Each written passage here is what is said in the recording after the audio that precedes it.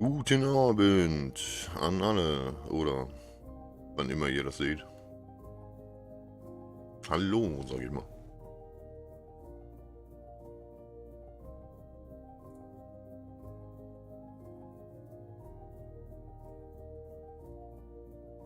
Was geht denn bei euch Schönes?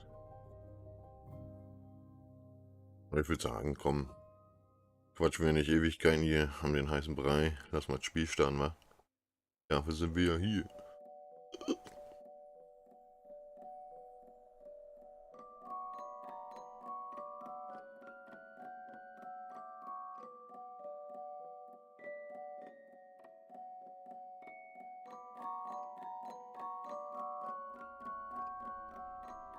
Ich hoffe, mit der Lautstärke von der Musik passt das so. Also laut Pegel müsste das eigentlich hinhauen, dass das nicht zu laut ist. Einzelspieler. Spielstand laden. Ja, genau, das war nicht. Ich habe mir überlegt, wir könnten ja heute eine Rakete mit Mondlandekapsel machen. Und dann eventuell, wenn das klappt, noch mit Rover oben drauf oder so, dass wir ein bisschen auf dem Mond rumfahren können. Ne? Hätte ich Bock drauf. Und wenn wir damit fertig sind, dann können wir weiter zu Eve oder so. Oder Duna. Mal sehen. Gibt ja noch ein paar Planeten. Ich glaube, das mit den interstellaren Reisen ist noch nicht drin, aber was ich eigentlich erst machen wollte, ist Boden verfehlen. Wir machen jetzt erstmal noch ein bisschen Tutorial weiter. Ja, das mit den Manövern und so alles ein bisschen umständlich ist. Oh, ich muss mal hier umswitchen, ne? Und Mucke aus. Ihr seht ja gar nichts. Blödsinn. Missing the ground. Ja. If you want to visit space Ich hoffe mit der for more than a Verbindung couple of und... minutes, you'll need to Ja, get ich to hoffe zu orbit. quatschen. Sorry. An object is in orbit when it's moving sideways so quickly that even as gravity causes it to fall, it keeps missing the ground. As long as that object isn't slowed down by anything, it follows the same path every time it goes around the body it's orbiting. Forever. If that object is a Kerbal, it is recommended that they bring lots of snacks. So since your goal is to move horizontally at a high speed, why not launch sideways? On Kerbin, the atmosphere is like a thick soup. You waste a lot of fuel trying to fly through it horizontally. By launching vertically, you cut through the thickest part of the atmosphere as quick as possible. Most orbital rockets begin tilting toward the horizon soon after they leave the launch pad. This maneuver, called a gravity turn, uses the planet's gravity to turn the ship and reduces the amount of fuel needed to achieve a stable orbit. When launching near the equator, your gravity turns should point toward the east, since your vehicle gets a free boost from the planet's rotation. Thanks, planet! Once a vehicle is moving quickly enough that its arc will take it above the atmosphere, it shuts down its engines and coasts to space. Once it nears the top of that arc, the vehicle needs to fire its engines a second time to keep itself from falling back down to the planet. Doing this turns that arc into a nice big circle. Congratulations! You've missed the ground.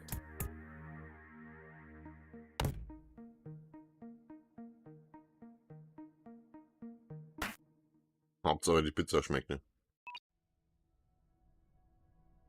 Tutorial abgeschlossen. Du hast gelernt, was eine Umlaufbahn ist, wie man eine Umlaufbahn erreicht, dass wir senkrecht starten, um die Atmosphäre schnell zu durchqueren, dass Raketenschwerkraft verwenden, vollführen, um Treibstoff zu sparen. Ja. Also mit anderen Worten, eine Umlaufbahn ist einfach nur, man fällt endlos an den Planeten vorbei. Zwar mit der Geschwindigkeit so, dass man halt quasi wieder rausgeschleudert wird, aber halt immer wieder angezogen. Das ist, naja, wie so ein Parabelflug, könnte man sich sogar vorstellen. Man fällt halt permanent daneben. Let's turn this vehicle into a multi-stage rocket. Wenn du eine Rakete baust, ist es meistens am einfachsten, sich von oben nach unten vorzuarbeiten und jede Stufe genau auf das Gewicht allem darüber auszurichten. Damit du einen Startvorteil hast, habe ich dir schon einmal eine obere Raketenstufe angebracht, die perfekt für Manöver im Vakuum des Weltraums geeignet ist. Muss mal kurz husten, sorry. Muss ja nicht ins Mikrofon sein, ne? Angebracht, die perfekt für das Vakuum des Weltraums geeignet ist. Sie können auch eine stärkere Stufe gebrauchen, da sie von der Oberfläche Kerbals ins Weltall befördert. Verwandeln wir dieses Raketenfahrzeug eine mehrstufige Rakete. Anytime we intend to drop an empty stage after using all of its fuel, we connect it to the stage above it using a decoupler. A decoupler contains explosive bolts that, when activated by a staging action, eject the attached stage away from the rest of the vehicle. Add that decoupler to the bottom of your rocket. We need to attach a larger, more powerful lower stage to the bottom of your rocket. To keep things simple, I've whipped up a new lower stage in another workspace. You can bring saved vehicles and other sub-assemblies into an in-progress workspace by merging it. Let's merge my lower stage into this VAB workspace. Oh, das ist ja jetzt schon fortgeschritten. Wir sollen jetzt eine neue Komponente hinzufügen aus dem Gespeichertordner. Und so machen wir das dann später auch mit dem Rover. Wir werden den Rover einzeln bauen und die dann später aus dem Archiv zusammenführen. Now that the lower stage has been merged into your current workspace, you can Dann kann man es dran pappen. Merging is a very powerful tool. Anytime you want to reuse a particular booster, lander, or other element from an existing rocket, merging saves you the hassle of making the same thing over and over.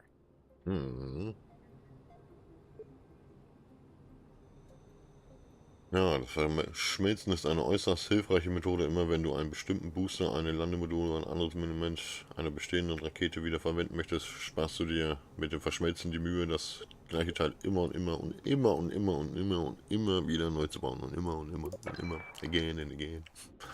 Tutorial abgeschlossen. Du hast gelernt, Bausachen. Yeah, thumbs up. Woohoo.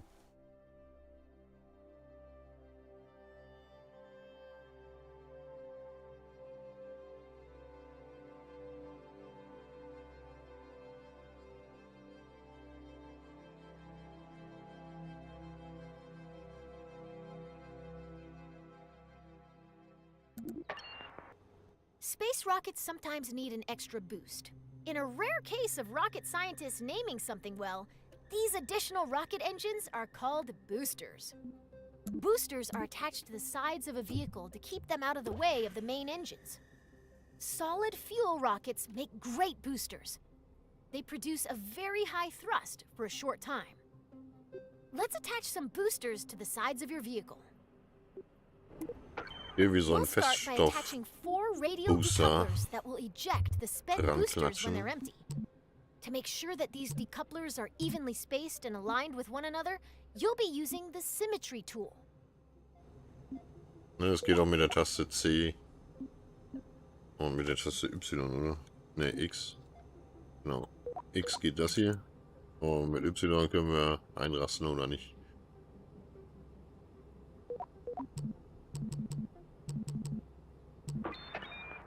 Great. Now when you place a part on one side of your rocket, 3 more evenly spaced duplicates will appear around. Warum braucht man dann noch ein Untermenü ein, wenn man das schon auf 2 Arten steuern kann? Warum muss ich das auf 3 Arten steuern können?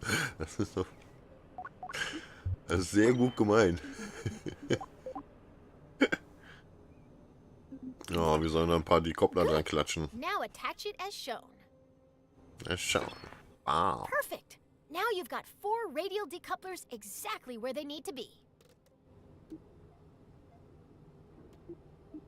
Ja, jetzt haben wir die Dinger da schon mal dran. Attach those solid fuel boosters. Und wir sollen hier die Dinger dran klatschen. Since you're still in 4x symmetry mode, simply attach this booster to one of the decouplers you just placed. That will attach copies of that booster. Great job. You've finished your orbital rocket. You can symmetrically place up to 8 parts at once. A feat that could until now only be achieved by certain sea creatures. Geil. Das konnten bisher nur bestimmte Meeresbewohner. Ja? Oktopoden zum Beispiel. Oder Oktopussis. Ja, wir können jetzt Booster bauen. Ja. Aber ich wollte eigentlich mehr zu Manöver- und Umlaufbahn wissen, als dass ich billigen Kram baue. Naja.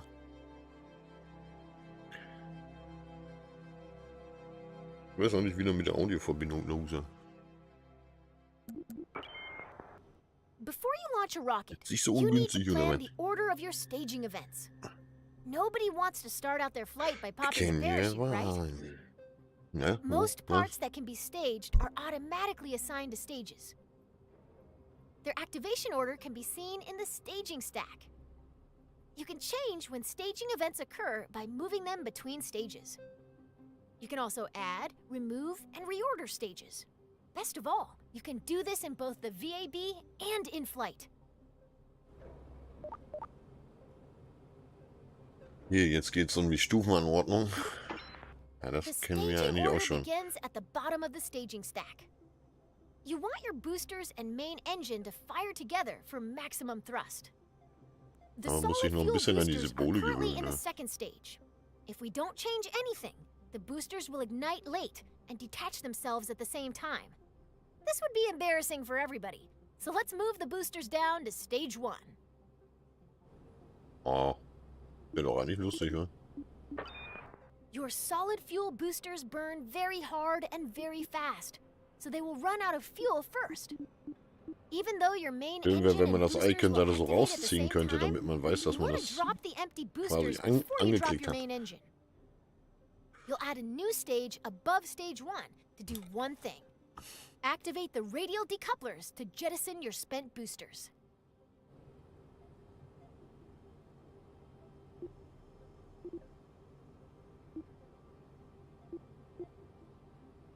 Ja, was sollen wir machen? Radiale Equipments aktivieren und dann verbrauchen Boost abzuheben. Achso, das soll nach oben oder was? Okay.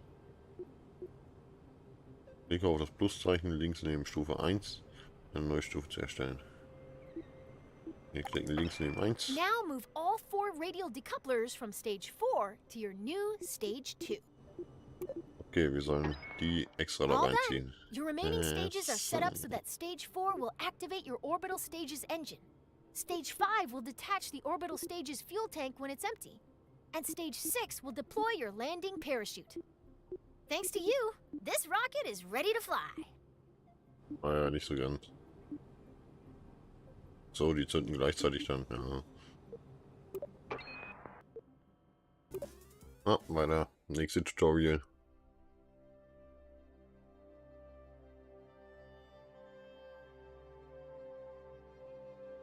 Aber das ist ganz liebevoll gestaltet, das Tutorial, vor allem mit diesen Einstiegsvideos da am Anfang der Rubrik.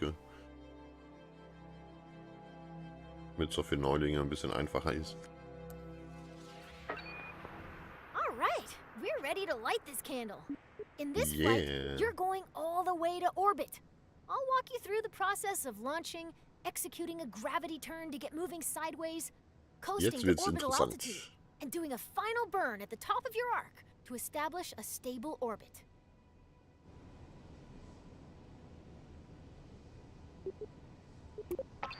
Before we begin, let's talk about the nav ball. The nav ball shows your vehicle's orientation relative to the horizon. The blue half of the ball represents the sky, and the brown half represents the ground. The level indicator at the center shows your vehicle's orientation. When you turn, the ball turns. When you roll, the ball rolls. Assuming you want your rocket pointed at the sky, you'll want to see lots of blue on the nav ball. If you get confused, remember this rhyme. If the nav ball's brown, you're going down. Ja, guter Reim. Ja, wenn der Nav-Ball braun ist, dann geht's nach unten. Okay, merken wir uns. At launch, you want all your engines at maximum thrust, which means you need to set your throttle at 100%. Your solid fuel boosters are way ahead of you on this. They have no setting other than full throttle, and they can't be shut off once they're lit. Once you hit the go button, they'll go full tilt until they run out of fuel. Still, your main engine's throttle is in your control. You can see your main throttle here. Left shift gradually increases your throttle. Left control gradually decreases your throttle. Z and X instantly set your throttle to 100 or 0% respectively. Left click on the throttle will set its level where you clicked. Macht ja sogar Geräusche. Your fuel levels are visible within the staging stack. Right now you can see that your main engine and 4 boosters are all topped off and ready to rumble. It's time to go. At the start, all you need to do is fly straight up. I'll check back in with you once those boosters are empty. Good luck! Okay. Und los geht das.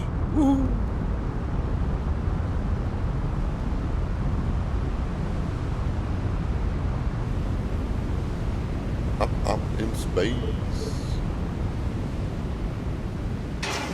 All right, the solid fuel boosters are empty. Let's drop them. It's time to start your gravity turn. A gravity turn uses the pull of the planet's gravity to help bend your vertical ascent into a horizontal arc. It's the first step to entering orbit. For our first flight to orbit, we're going to start our gravity turn up to where the air is thin, at an altitude of around 10,000 meters. To show you where to aim your rocket, I've placed a target marker on your nav ball. Okay. First, we need to get to 10,000 meters. Ja, da sind wir gleich.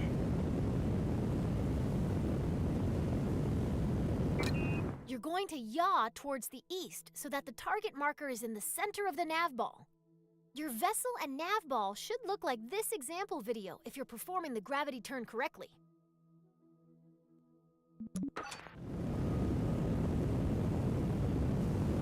Oh, jetzt ein bisschen nach rechts abbiegen. So dass wir auf 40 Grad kommen. Every stage has its time, and this one was a little too soon. Let's try again. Ah. Was soll das denn heißen? Machen wir es halt nochmal. Suche war ausgebrannt. Was hätte ich denn machen sollen?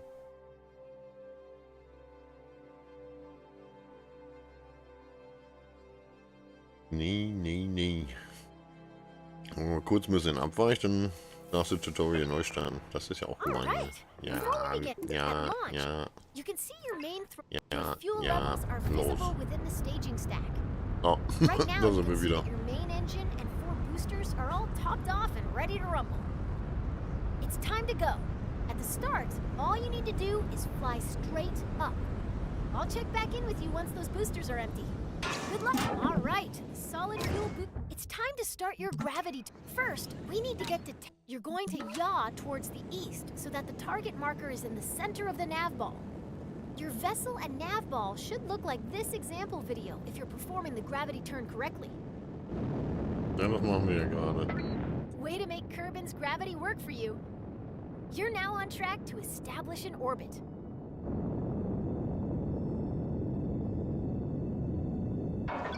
Your current stage's fuel is empty. Let's drop it and great job! Your rocket is on its way to orbit. As you gain experience, you can make your gravity turns more efficient by starting to tilt your rocket soon after liftoff. Adjusting course with a series of small corrections instead of one big one will leave you with a lot more fuel when you get to orbit. Turning immediately after launch requires a very stable rocket, so if you ever have trouble keeping the pointy end up, you can try the simplified wait and turn method we use today.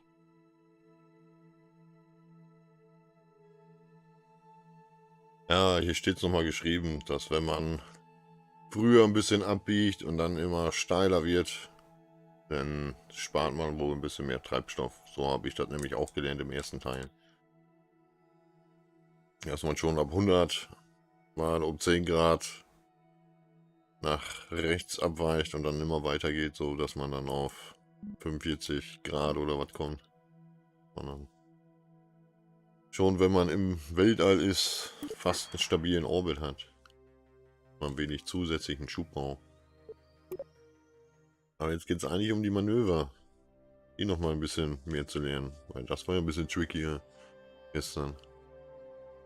Bisschen merkwürdig, Anne. Wir haben es zwar bis zum Mond und zurück geschafft. Aber ganz mit eingefreundet habe ich mich dann noch nicht. Right now, we're on a ballistic trajectory. If no manche further Donnerstag, adjustments ne? are made, your rocket will eventually fall back down to the ground.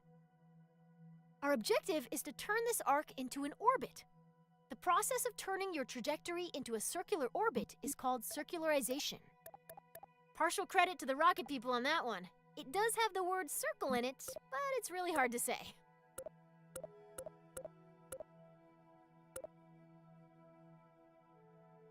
So, wir befinden uns in einer ballistischen Flugbahn. Wenn du keine weitere Anpassung vornimmst, stürzt die Rakete irgendwann wieder Richtung Boden. Das nennt man einen suborbitalen Flug. Also, man wieder zu Boden sinkt. Unser Ziel ist es, diese Flugbahn in eine Umlaufbahn zu verwandeln. Diese Einnahme einer kreisförmigen Umlaufbahn bezeichnet man als Eintritt in die Umlaufbahn. Die Bezeichnung haben wir teilweise den Raketenleuten zu verdanken. Das Wort Kreis steht darin und sie ist verdammt lang. Ach so. When planning and executing orbital maneuvers, you'll want to switch to map view, where you can see every part of your current trajectory. Bei der Planung und Ausführung von Orbitalmanövern solltest du Kartenansicht wechseln. Genau, das machen wir auch. The blue arc passing through your vehicle is its current trajectory. The path your rocket will follow if you don't touch the controls anymore. Our goal is to make that arc into a circular orbit. After you've coasted nearly to the top of this arc, you're going to point forward, and then you're going to ignite your engine. If you time this burn right, you'll never quite get to the top of the arc, as it'll keep widening in front of you until it wraps all the way around the planet.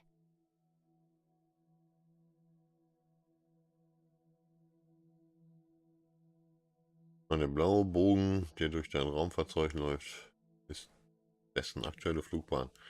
Also der Weg zu deinem Rakete folgt, wenn du nicht mehr eingreifst. Wir wollen daraus aber eine kreisförmige Umlaufbahn machen. Nachdem du im Gleitflugfahrt die Spitze des Bogens erreicht hast, die Apoapsis, lenkst du vorwärts und zündest dann das Triebwerk. Wenn du es im richtigen Moment zündest, erreichst du die Spitze des Bogens nicht, da er sich von dir erweitert. Also entfernt. Der wandert dann. Bis er um den kompletten Planeten führt. Let's break that down a little more. The top of your arc has a helpful tag in map view. It's called the apoapsis, abbreviated as AP. You're going to max out your throttle before you pass this point. We're paused at just before the apoapsis. We want to go faster in the direction we're already moving, so we need to make sure our rocket is pointed forward. There's a handy marker on your nav ball called the prograde marker. That represents your forward direction. Use the Stability Assist System, or SAS, to point your vessel at that marker. You're all lined up and ready to go. The next step is to go max throttle. It can take time for your arc to fully expand into an orbit. If you look closely at where your trajectory meets the ground, you'll see it moving toward the horizon. Once your trajectory reaches all the way around the planet, you'll see another marker on your orbit. This is the periapsis, or PE, the lowest point in your orbit. It'll always live on the opposite side of your orbit from the apoapsis, or highest point. By burning prograde near your apoapsis, you increase the altitude of your periapsis, the lowest point on your orbit. Ja, die Apoapsis ist am weitesten und die Periapsis am nächsten zum Objekt, zu dem man die Umlaufbahn hat. Ich glaube, das trifft es wohl ganz gut, ja. So.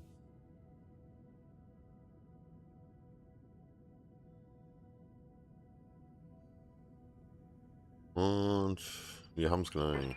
Yep. Okay, your orbit is fully out of the atmosphere. Cut the throttle. Ah, wir befinden uns in der Umlaufbahn. Yay. 90.000. Ah. Hier haben wir 192.000 Entfernung. Kann man sich auch leicht merken mit Apu von den Simpsons. Kommt aus Indien, ist weit weg. Apoapsis. Ist aber nicht von mir, sondern von Florentin Will.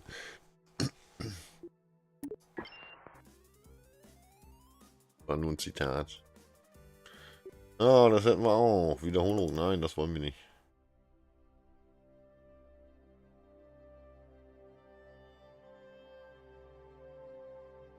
Wir wollten eigentlich ein bisschen was zu der Manöversteuerung wissen, nicht zu der Umlaufbahn. Eigentlich noch einen Schritt weiter. Dann komme ich schon selber irgendwie klar.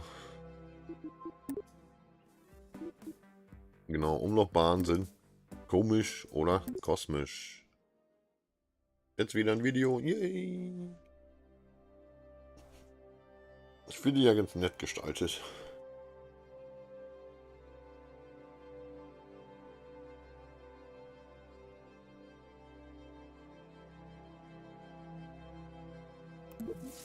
Orbits are weird. Remember your orbiting baseball? What if you wanted to make its orbit higher? Well, it's a baseball, so grab your bat and try to hit the ball to a higher orbit. Your first thought might be to try to deflect the ball upwards. Unfortunately, hitting the ball upward bends its orbit so that it hits the ground before it can return to you. What you need to do is hit the ball in the direction it's already moving, adding to its already high velocity. Now that you've sped the ball up, why isn't it flying any higher? It just keeps whizzing by at the same height it always did. After all, I said that making it go faster would make it go higher. What gives?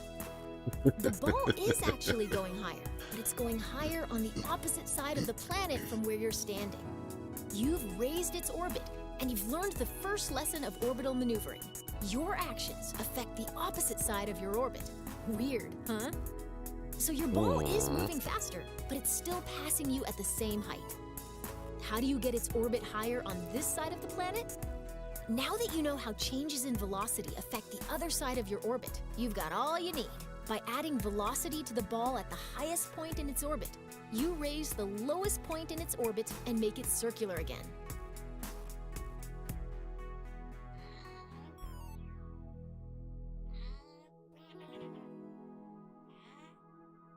Ein Donut in Space. Ja, geil.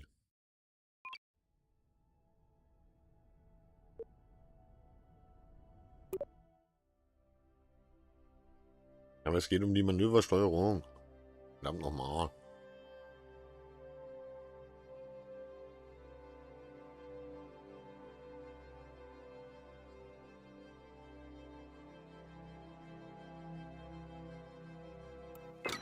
An equatorial orbit is good, but if you want to travel beyond Kerbin, you will need to manipulate your orbit. Let's start with something simple, expanding an orbit. We do that by increasing the value of our apoapsis. Let's get a good view. Remember how you circularized your orbit by increasing your forward velocity? To raise your orbit, you'll just do more of the same. It's time to burn prograde. Now that we're pointed the right way, we can increase the throttle and watch our orbit expand. Wechsel. Ooh, cut the throttle. If you overdo it, nice. That maneuver raised our orbit on the other side of Kerbin, so we will enter high orbit there. Waiting to reach a specific point can be as eventful as watching the neon stripes on your rover dry. The paint job will be worth it, but isn't it better to rush to the end? Skip ahead to the good stuff using a time warp.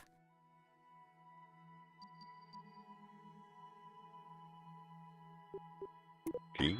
Like I said earlier, the highest point of our orbit is called the apoapsis. The lowest point of our orbit is known as the periapsis. By default, your camera is focused on your vessel, so if you can't see either of these points, adjust your camera. Scroll the middle mouse wheel to zoom in and out. Double-click an object to center your camera on it. Click the middle. Excellent!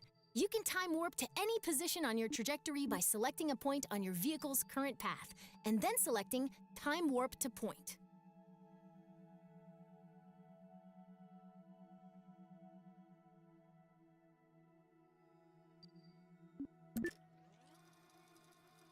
Spulen wir mal ein bisschen vor.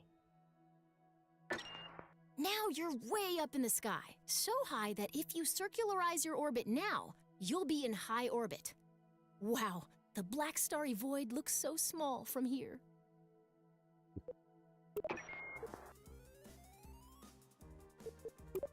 Ja, das wissen wir ja schon.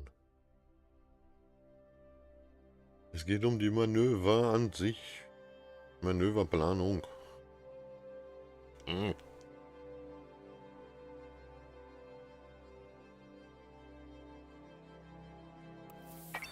From command pods to space probe cores, a lot of critical rocket parts use electric charge. You'll want to design your rocket so it can generate and store EC. Jo. Geht um Strom. Most rocket engines generate electric charge while active, but we'll still need a way to keep our batteries full while coasting between maneuvers.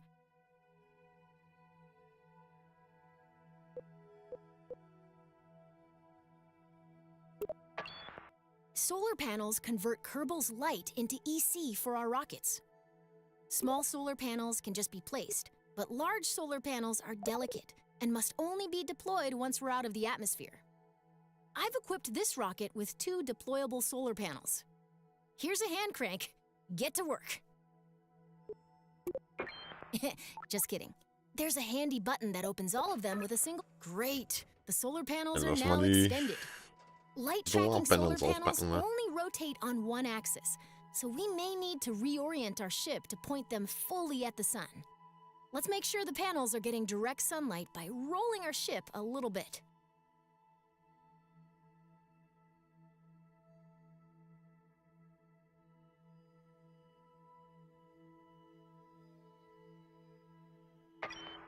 Excellent. The solar panels are soaking up all of those sweet photons and giving our rocket some much-needed EC. You can see the status of any solar panel within the part manager in the electrical parts menu.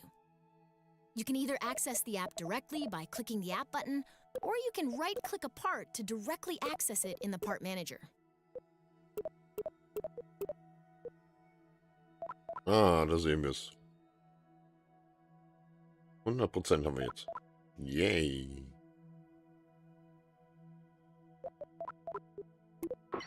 Getting EC is one thing, and storing it is another.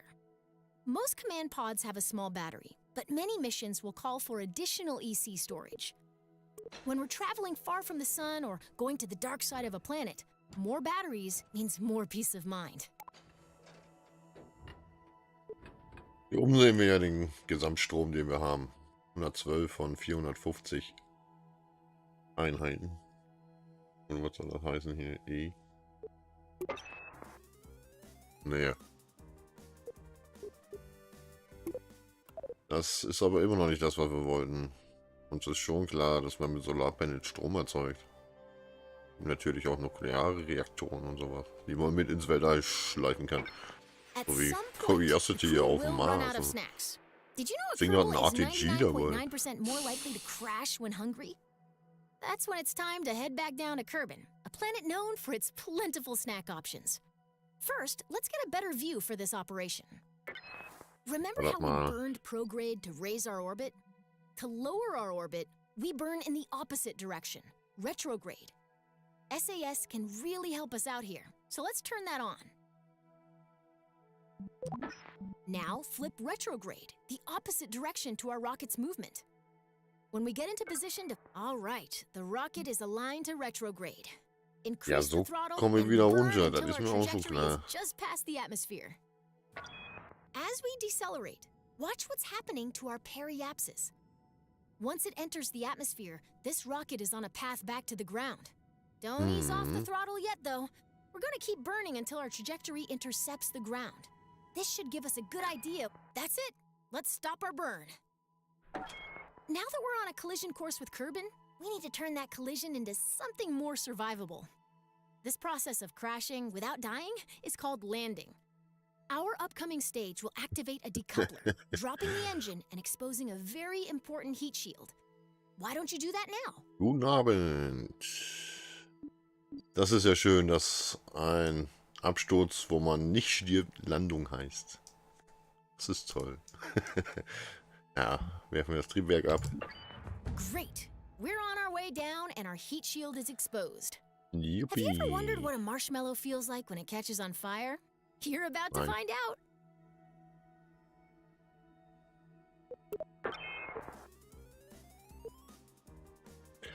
Toll, das wissen wir jetzt auch.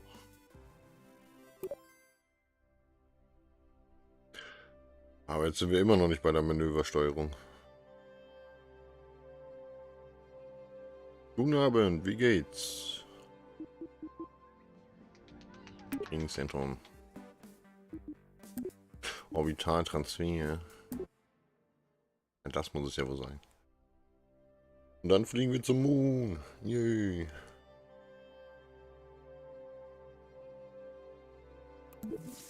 Orbital transfers. As you know, the faster you go, the higher your orbit gets. If you get moving fast enough, your orbit may cross the orbit of some other object, like a moon or a planet. The closest celestial body to Kerbin is the Mun. If you're looking for somewhere else to fly a rocket, the Mun is a good choice. The real trick to getting there is timing your departure so that the Mun captures your vehicle at its highest point. If you mistime your departure, you may miss the Mun entirely, which creates a lot of paperwork. Let's assume you've left at the right time and the Mun is there to meet you. As your vessel approaches the Mun, it enters a zone in which the Mun's gravitational influence on your orbit is stronger than Kerbin's. This zone is called the Mun's sphere of influence. You've had to go very quickly to escape Kerbin's gravity, much too fast for the Mun's low gravity to capture you. If you don't slow down, your vehicle will speed past the Mun and be flung farther into space. Remember what I said about paperwork? Once you're in the Mun's gravity well, the best way to slow down is to fire your engines backwards until your trajectory becomes a nice, stable orbit. Now you're a moon of the Mun! Ha! Wow.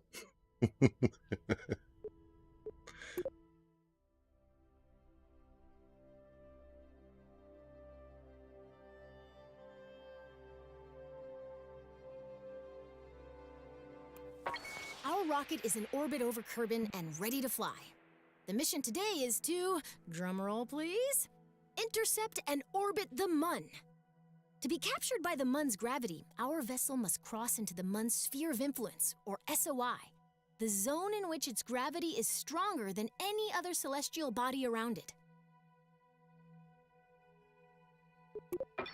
We're going to create a maneuver plan to figure out when and how long we need to fire our engines to intercept the Mun. Na endlich. Great! Now here's a new trick. We can select any object as a target in map view. Targeting gives us useful information and enables new tools. Once we've targeted a celestial body or other object in space, our maneuver will provide closest pass and plane angle information. This can be very helpful for meeting up with someone or something in space. Right now, our camera is following our vessel as it orbits Kerbin. Let's adjust our camera until we can see the Mun. Then, right-click to target it. We want to place this maneuver plan with two things in mind. First, the Mun is in motion. We can't aim our spacecraft where the Mun is right now.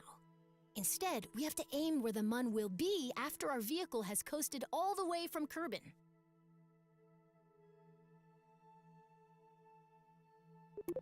Second, remember how increasing velocity raises the opposite side of our orbit? Since we're placing this maneuver plan where we intend to start our burn, we should place it on the opposite side of Kerbin from where we intend to intercept the Mun. Mit höherer Geschwindigkeit auch die gegenüberliegende Seite des Orbits erhöht. Placing a maneuver plan usually involves making a best guess, and then fiddling with the maneuver until you get an intercept. Fortunately, you've got a crack navigator with you today. By my calculations, we'll want to put our maneuver here.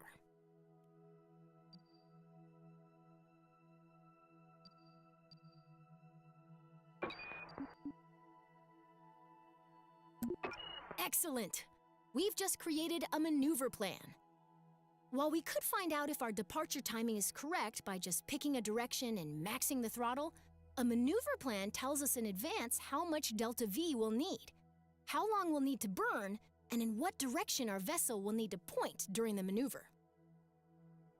Ausgezeichnet, wir haben soeben einen Manöverplan erstellt. Wir könnten zwar auch herausfinden, ob unsere Abflugzeit korrekt ist, indem wir eine Richtung wählen und maximalen Schub geben, aber mit einem Manöverplan wissen wir im Voraus, wie viel Delta V oder Delta V nötig ist und wie lange wir zünden müssen. Außerdem erfahren wir, in welche Richtung unser Raumfahrzeug bei dem Manöver zeigen muss. Grab and pull the arrows to plan a burn along that direction. This maneuver is pretty simple. We want to burn prograde and expand our orbit. Okay, dann ziehen wir einfach mal. Nice! That maneuver event towards the end of your trajectory is exactly what we're looking for. It tells that if we execute this plan, we'll intercept the Mun. Ja, hier sagt er Eintrittspunkt. Das bedeutet Austrittspunkt. Das ist dann die Periapsis vom Moon. If a maneuver looks right, but we're not getting the intercept we expect, we can change the starting position of the maneuver by grabbing and dragging the middle of the maneuver plan along our orbit. It's very common to refine a maneuver plan by adjusting both the position of the maneuver and the direction of the planned burn.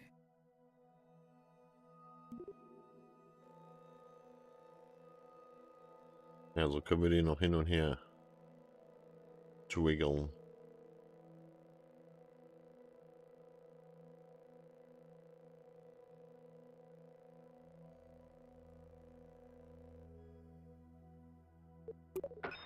If we don't want to maneuver at all, we can delete the plan, either by right-clicking the gizmo and selecting delete, or through the burn timer.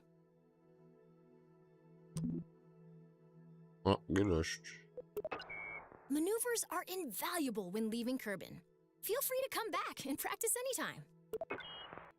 Oh, das war alles. Wow.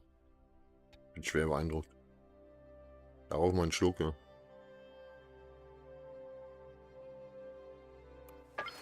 We've got a maneuver plan that intercepts the Mun. Now we just need to execute that maneuver and fly to the Mun ourselves. Oh, yo.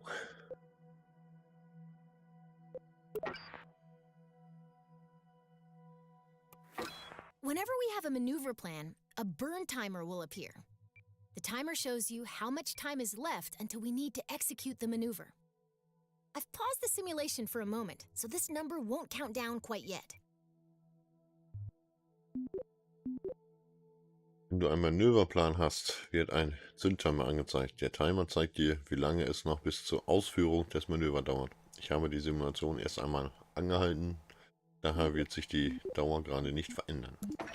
The timer also tells us how long we'll need to burn our engines at 100% throttle in order to complete the maneuver. Now let's take a look at the nav ball. A new marker has joined our old prograde and retrograde markers. This is called a maneuver marker, and it shows us the orientation of our planned maneuver. We'll want to make sure that this marker is in the center of our nav ball during our maneuver burn. Luckily, we can aim at this maneuver marker by selecting the maneuver button on your SAS controls. Das wissen wir auch Now schon. your vehicle is properly oriented, and through the magic of SAS and more math than I'd like to admit, our vessel is properly oriented. We're still far from our planned burn, so let's speed things up.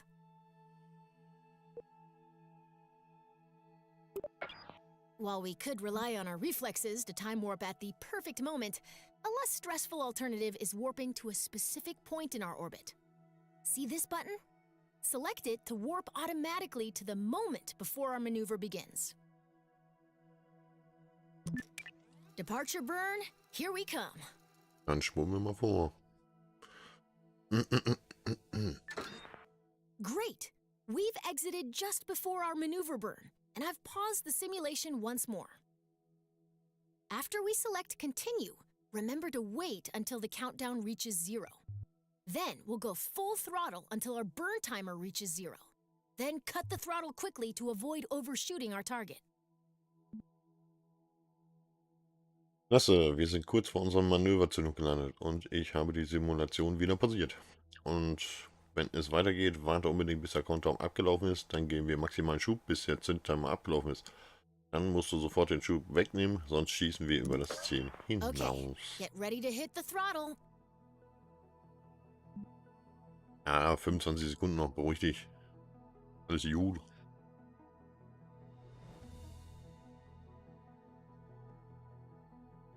Aber noch ein wenig Zeit. 10, 9, 8, 7, 6, 5, 4, 3, 2, 1, go! Watch the burn timer. We want to stop our burn once it reaches 0.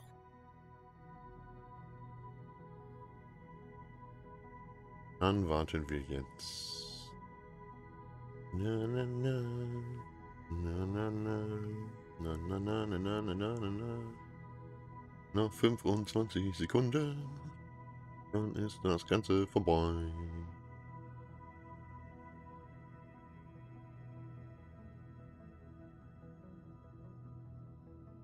Ah, das sieht man auch. Die Umlaufbahnen wachsen. Und weiter wachsen. 5, 4, 3, 2, 1. Everything's looking great. Cut the throttle. Gut. Great work. You've successfully executed a maneuver, and now we're on our way to the Mun. Yippee! I like explosions too, but now isn't the time to start your burn. Let's try again.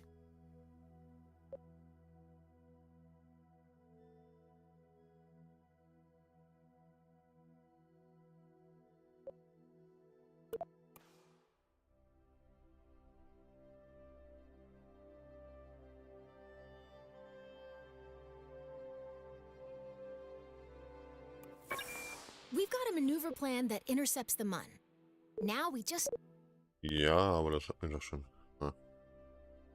Dann machen wir uns jetzt mal selber da dran. Ich will mal gucken, ob ich die UI vielleicht noch ein kleines Stückchen größer kriege. Ne? Haben wir denn allgemein Grafik, Zugänglichkeit, Benutzerinterface? Wow.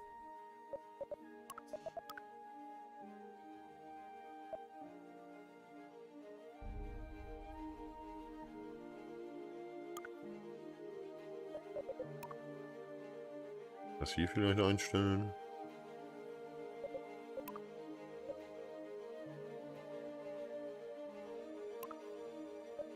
Nö.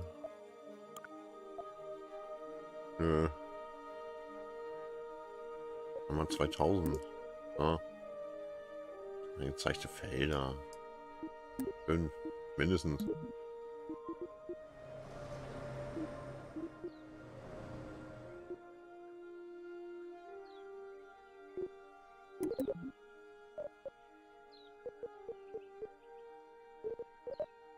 Kann nicht nachträglich noch irgendwas ändern an den Farben oder so. Echt nicht. Muss ich den Spielstand umschreiben? Musste ich mal im ersten Teil, weil ich mich beschrieben hatte im Safe Game. Und man das nicht nachträglich ändern kann. Ne? Bleiben wir bei den Farben. Okay. Dann ist ja gut. Dann bauen wir uns eine kleine Rakete. Ja, das hatten wir doch eigentlich alle schon, oder?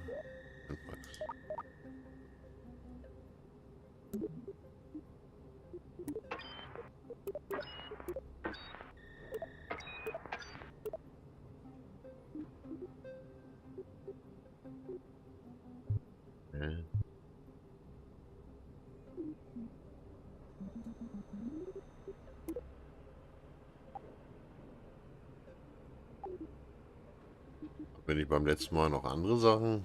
War alles? Ach da, ach so, das sind die Favoriten. Ach, setzen sowas denn auf Favorite? Wie ändert man das?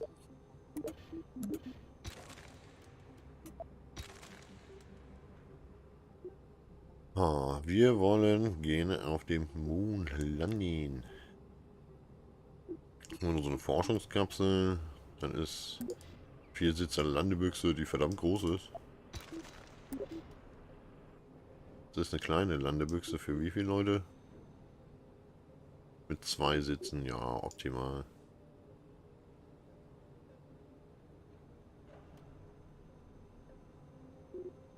Könnten wir das eigentlich so machen?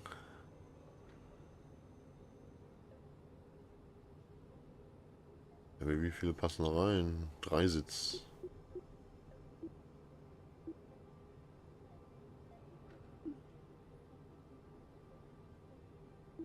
Hm.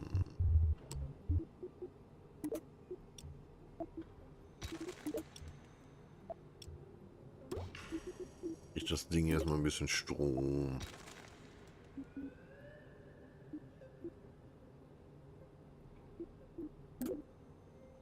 Nee, das geht nicht.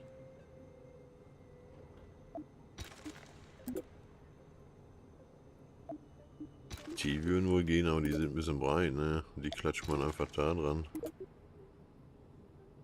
Das sind die Dinge, die sich so aushören. Was ist das? Das ist ein Kernreaktor. Wow. Das wiegt hier 7 Tonnen. Und wiegt die Kapsel 2 Tonnen. Wäre nicht cool als Spitze. Will da nicht so ein RTG draufpacken.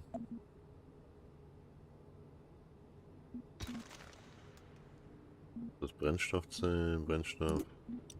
Ja, wir packen da ein RTG drauf. Oh.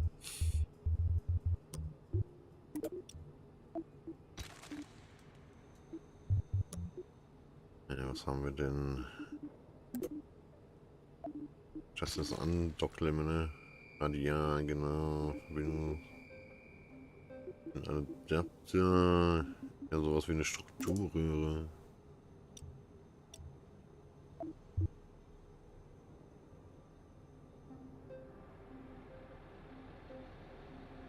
Super feste Ausschaltung.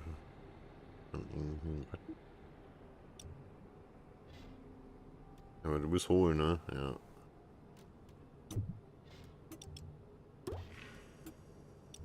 Würde ich nicht dann da reinsetzen?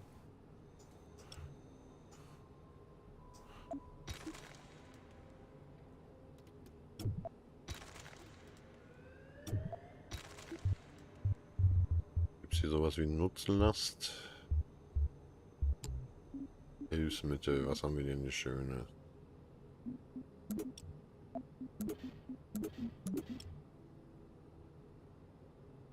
Auch so ein fettes Schwungrad ist gar nicht verkehrt, ne?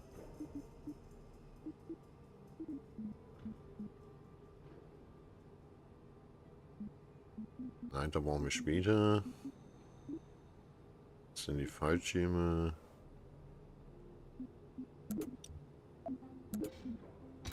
Nee, ich will auch nicht mehr sowas wie ein Behälter. Da, Nutzlast.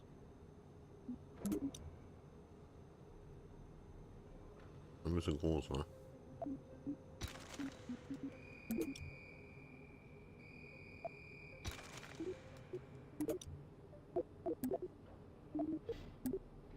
Nein, weg mit dir. Nein. Dynamische Schutzverkleidung. Yachtnase. Mein Gott, ist das hässlich.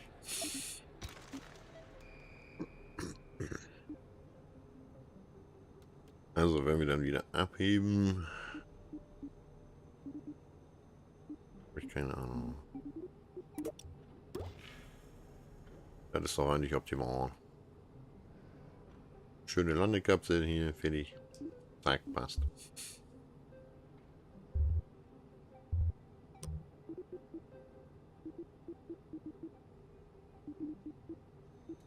Was haben wir denn sonst noch?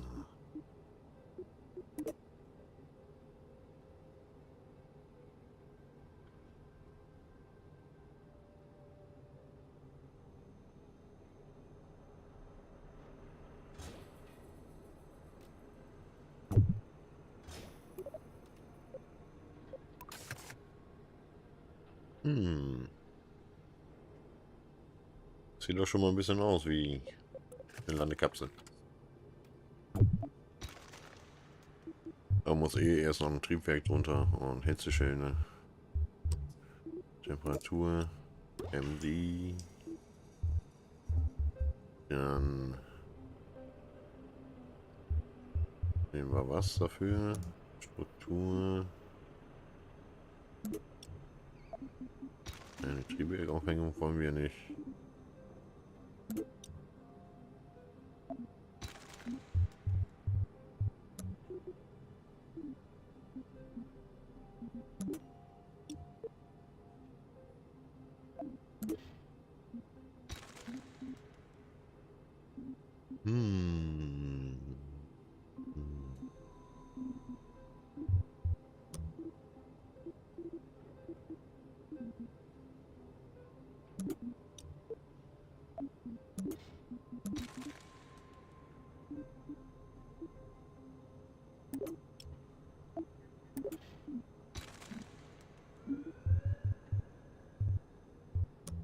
War das bei Kupplung?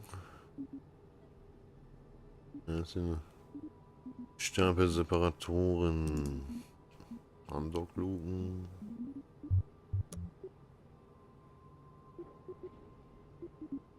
Such eigentlich was anderes. Strukturrumpf. Nee.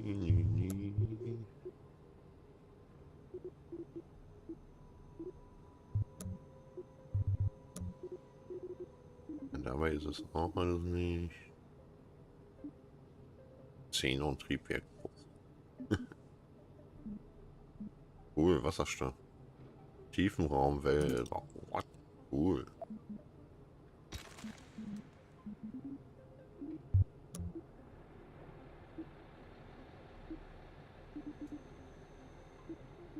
Trägerrumpf.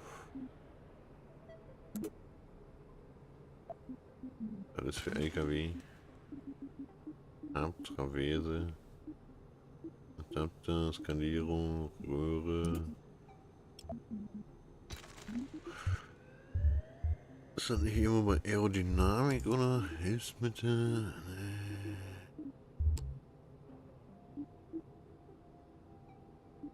Das ist Kommunikation, Strom.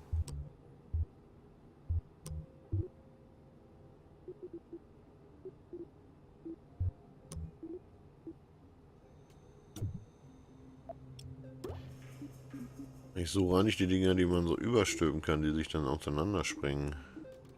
Diese aerodynamischen Dachkapsel-Dinger, die man drauf tut, aber gibt's die hier nicht oder was? Oder finde ich die einfach nicht? Generell soll zu suchen, nicht in Fahrwerk. Kann ich sagen, alles.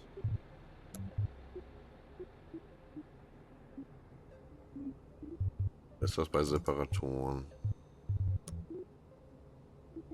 Kann ich nicht, oder? Doch. Das sind die alles nicht, ne?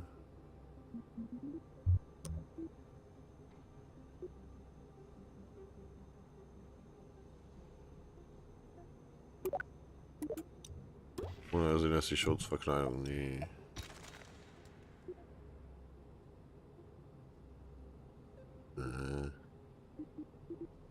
Lagerraum, Schutzkabine.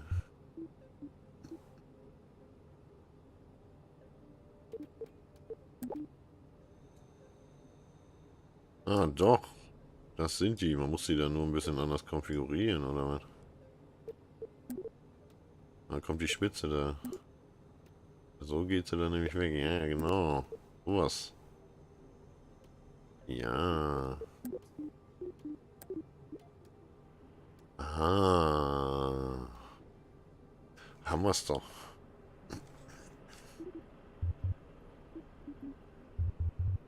Dann können wir das machen, was wir wollten.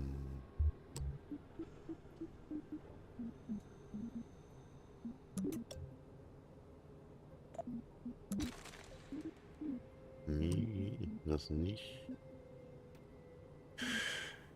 Können ja hier auch einfach Panels anbringen.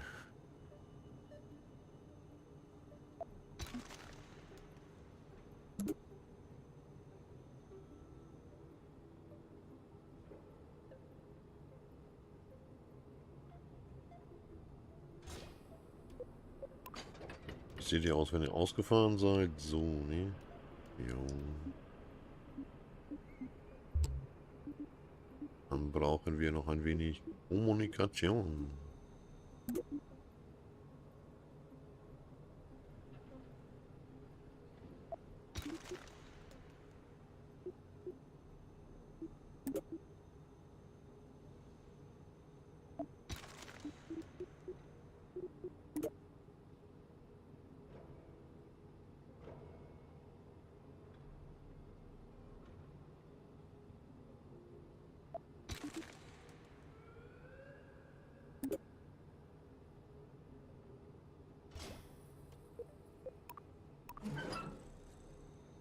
Na toll.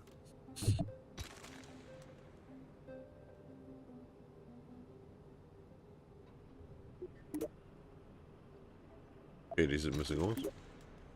Und die ist noch besser.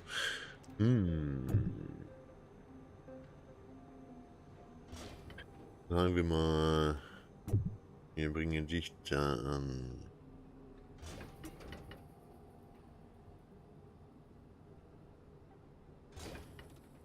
Dich da.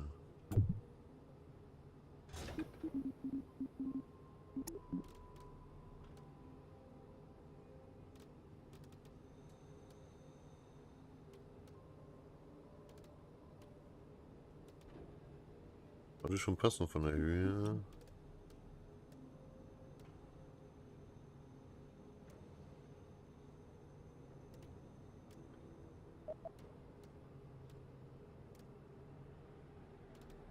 In der Umrandung sieht man das so schlecht.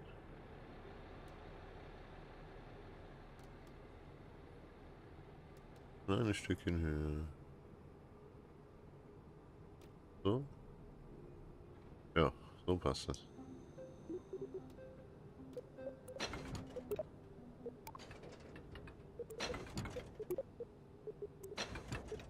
Fahrt ihr auch bitte mal ein. Dann haben wir Strom schon mal safe. Das ist doch gut.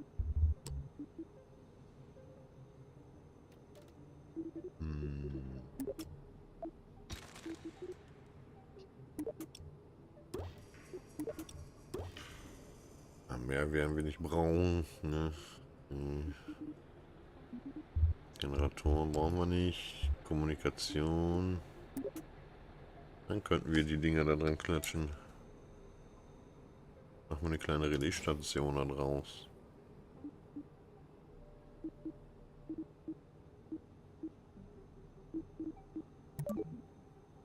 Sagt ein Technikbericht.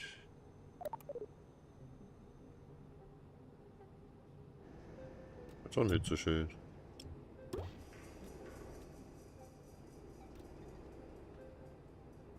Weil das hier so ein bisschen drüber guckt, hatte ich für Gerüchte.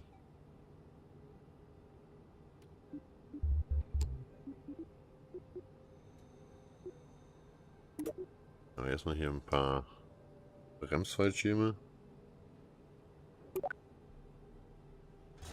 So. Eigentlich ein bisschen höher müssen.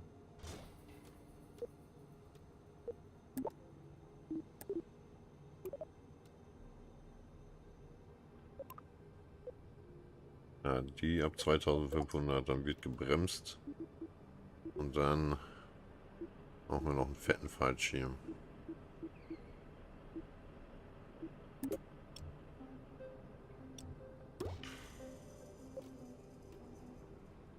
Das sollte es wohl möglich machen, dass wir landen können.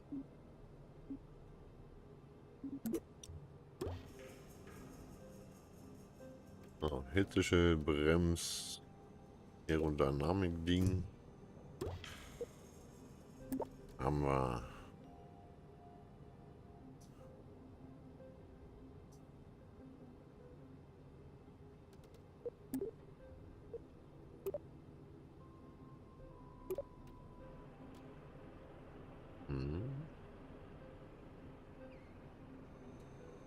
Vorher war das schöner, dass man das so stufenweise machen konnte. Und nicht einfach nur in einem Shape. Das könnten sie, glaube ich, auch noch überarbeiten. Warum geht das jetzt nicht?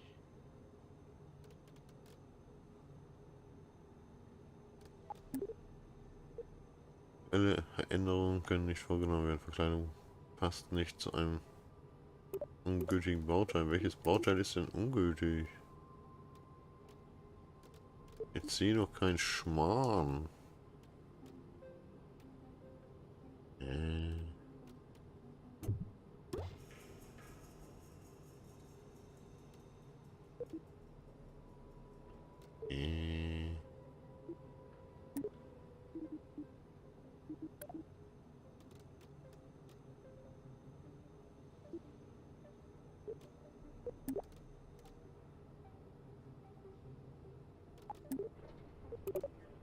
Warum geht das nicht?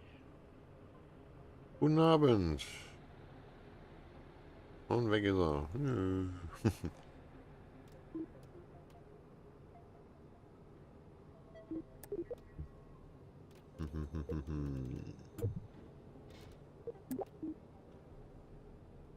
Aber das wird gehen, oder was?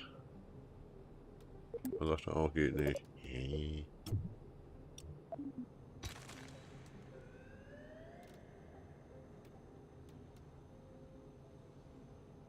Warum soll das denn nicht gehen?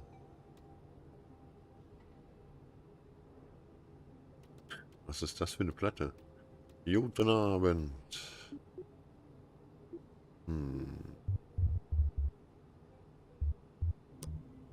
Bahnhofsteil noch.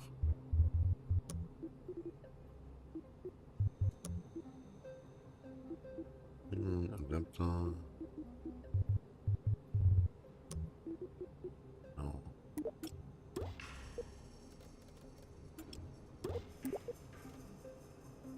Ah, geht das jetzt?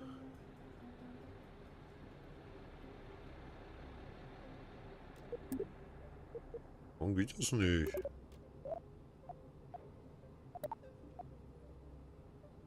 Ging doch beim ersten Mal.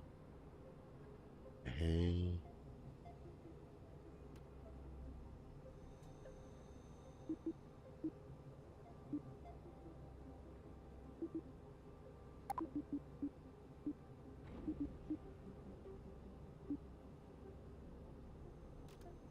Ja, so? Nein. Stehe aber nicht. Hey. Was ist denn hier ungültig?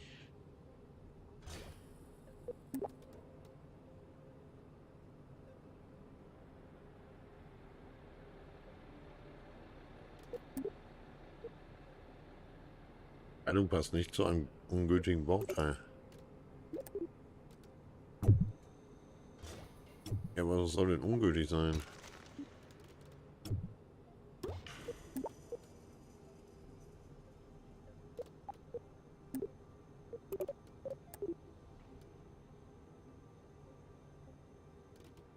Sehr merkwürdig.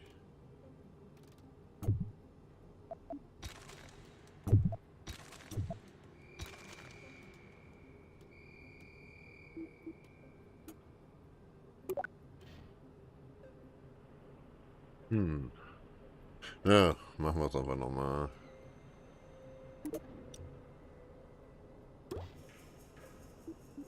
Kommt ein kleines Reaktionsrad drauf.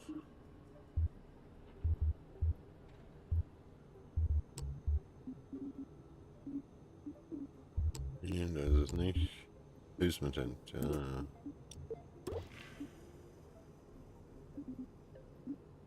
Genau. Brauchen wir noch 2 Batterien.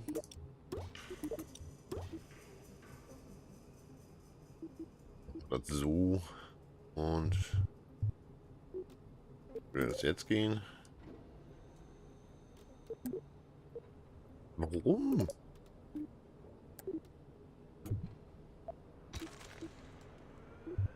Ist einfach nicht. Welches Bauteil ist denn ungültig?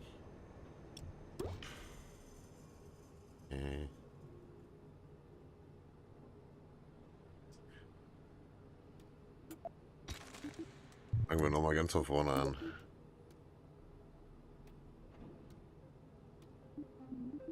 Damn, ich bin nicht. Okay, nutzlos ist das. Was jetzt immer noch geht nicht. Darf das nicht da dran bauen oder was? Oder ist das falsch rum? Nö.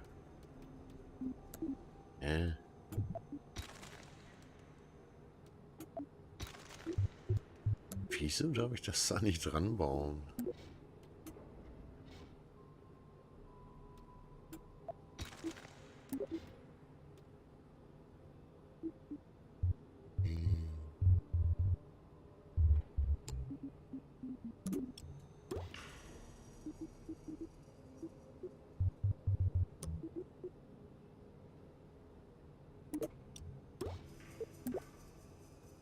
Jetzt? Nö.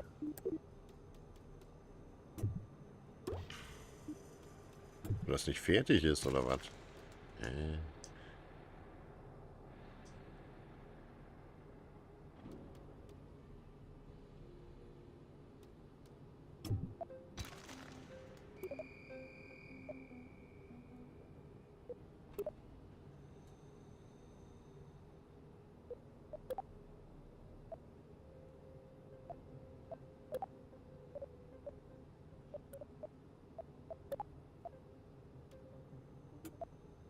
Machen wir das halt mit einer normalen Kommandokapsel.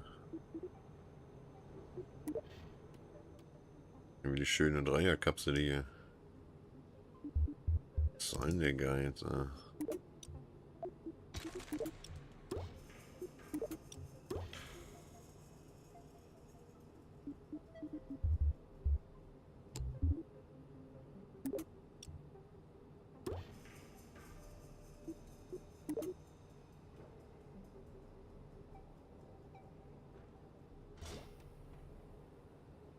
Und dann einfach so fertig.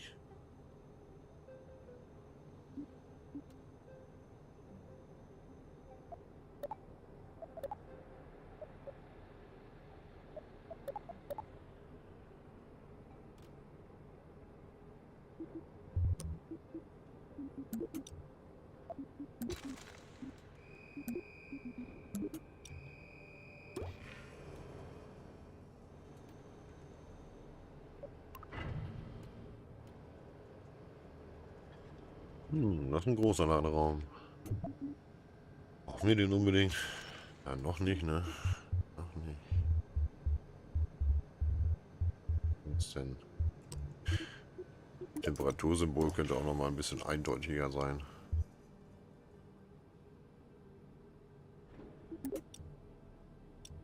Das ist einer, der so ausfährt, oder? Ja. Aber wir haben Strom, wir haben Dings, wir brauchen Kommunikation.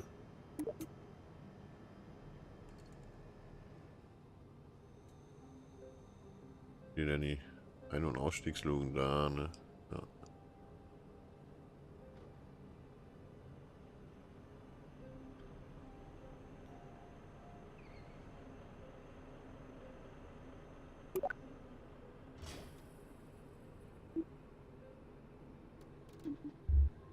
Kommunikation, Wissenschaft gibt's nicht. Er hat selber seine Steuerdüsen. Dann brauchen wir mal wir nehmen Separator. Weg.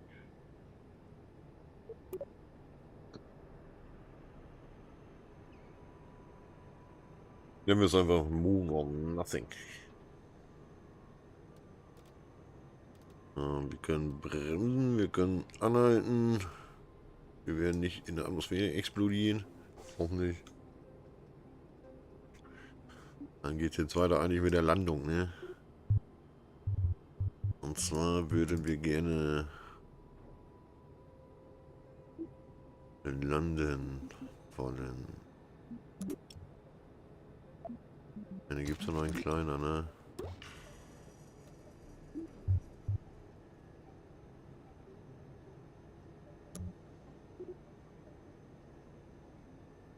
Der Terrier würde ja reichen.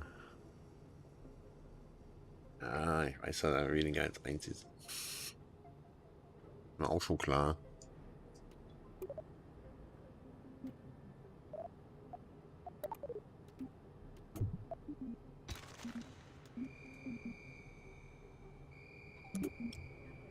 Aber das hier ist besser dafür geeignet. Dann machen wir einfach eine fette Landekapsel. Dann machen wir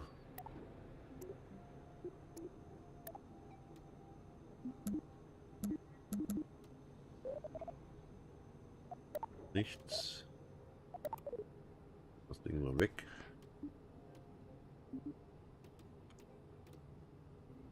Wir haben ein bisschen Treibstoff. 11 Tonnen haben wir erst.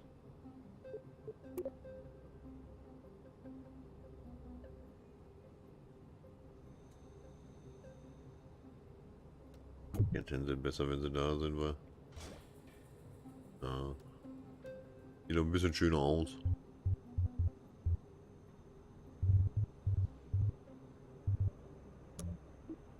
Strukturen, Träger, nee.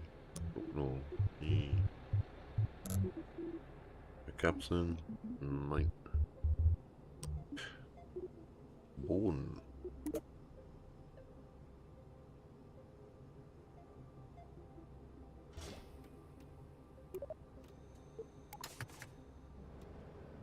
Wird das reichen? Kann ich schon, ne?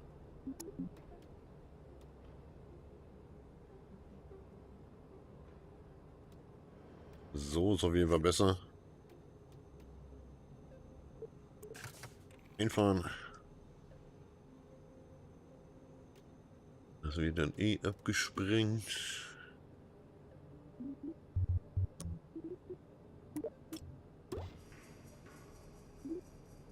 Dann machen wir jetzt weiter mit der richtigen Rakete.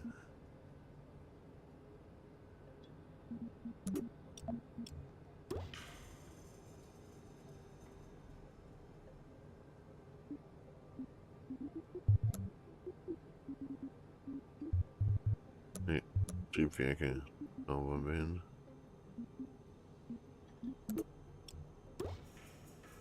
Das ist da Höhe.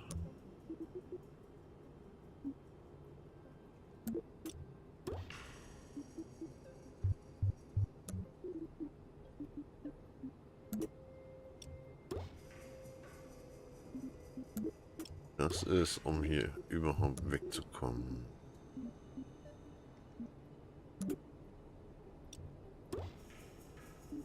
Ja, genau sowas.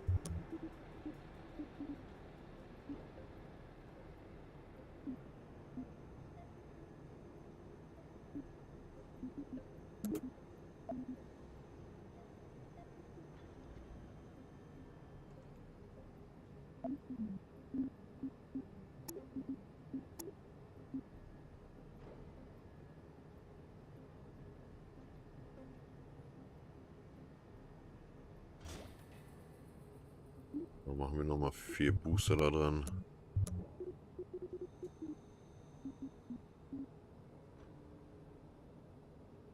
Big Bang. Guten Abend. Hallo Karina. Hey, ich habe gehört, du hast mit dem Rauchen aufgehört. Wenn du das bist.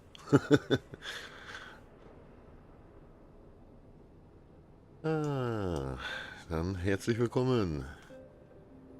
Was machen wir denn Schönes? Das passt. Kommt zum Schluss. Kann eigentlich zusammen, ne? Das kann zusammen.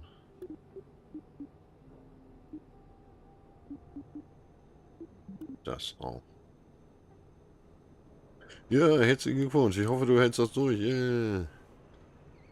Ich werde dich jedes Mal danach fragen, ob du eine geraucht hast.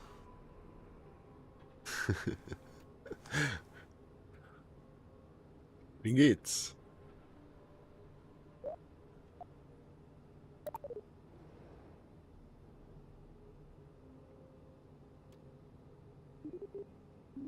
Aber die dicken glaube, die sind ein bisschen übertrieben, oder? Aber wir wollen ja auch schließlich ganz zum Moon.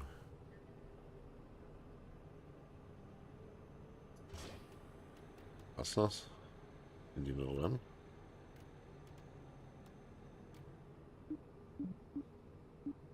Ja, das sollte wohl gehen. Machen wir jetzt noch ein paar Verbindungen hier hin.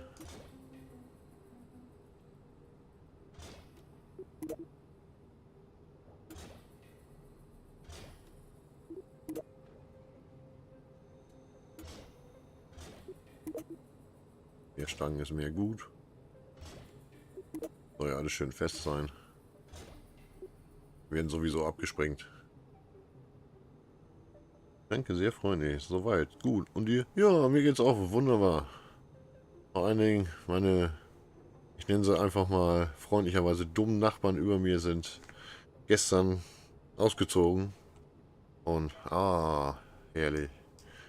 Kann das Leben wieder losgehen, ne? Was heißt gestern? Vorgestern war das schon, Dienstag. Ja, Wetter hier ist wunderbar, wo ich wohne. Mir geht's bestens. Ja. Im Moment ist hier im Stream noch nicht so viel los.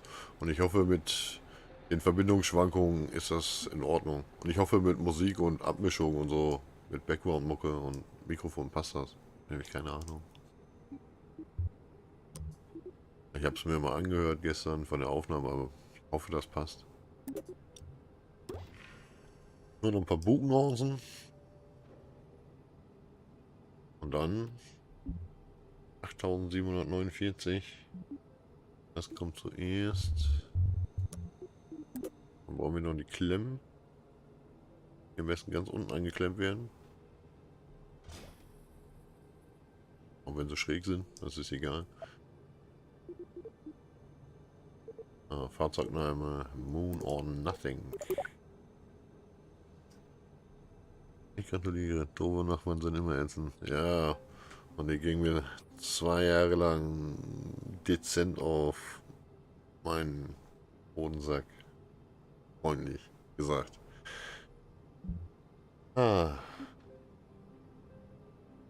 Ist mir nicht viel aufgefallen. Fand die Tastatur gestern relativ laut. Oder waren das die Menütöne? Aber wenn du das hier meinst, das ist Menü.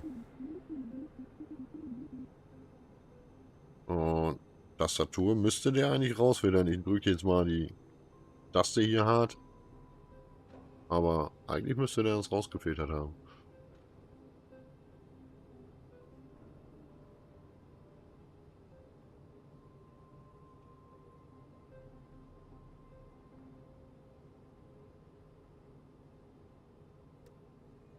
Wir wollen gleich mal starten. Mal. Startrampe 1. Jo. Let's go.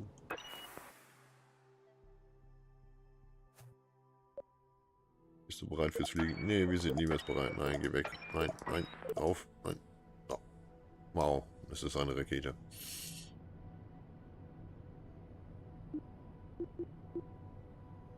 Ach, die sind im falschen Dingen. So. Ach, dann müssen wir das nicht jedes Mal machen.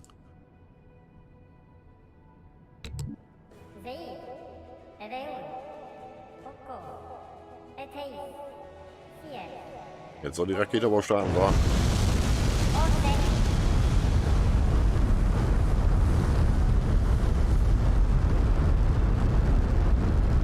Wow, toll ist das Nacht. Wir haben so lange mit der Rakete verbracht zu bauen. Ja, habe jetzt nicht gesagt, gestern klang es, als würdest du teilweise die Tasten verhauen. Nö, eigentlich bin ich ganz lieb zu meiner Tastatur.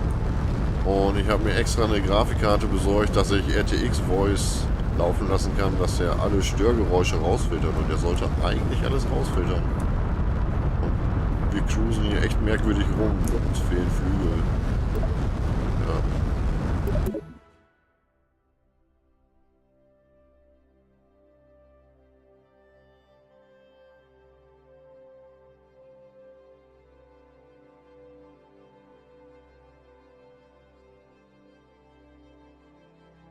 Ich fand den früheren Ladebalken mit diesem Planeten etwas schöner.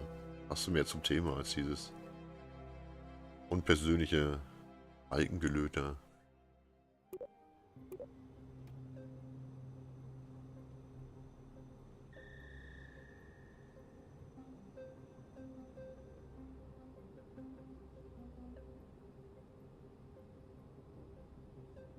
Ist bei YouTube eigentlich keine Ping-Funktion, weil man kommt ja gar nicht mit, wenn du live gehst.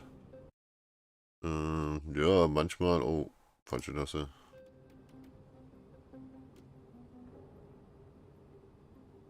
Also manchmal, weiß ich nicht, der sollte das eigentlich machen, wenn man die Glocke aktiviert und sowas.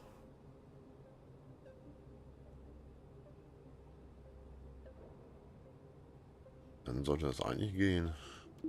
Na, wir waren gerade dabei, Flügel, ne? Solche Kavenzmänner hier, eigentlich, das ist ja ein Flügel.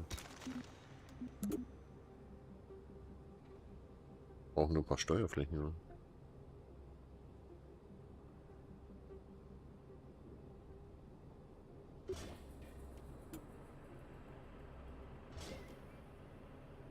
Sollte vielleicht schon reichen. Der Punkt ist da. Schub haben wir dort.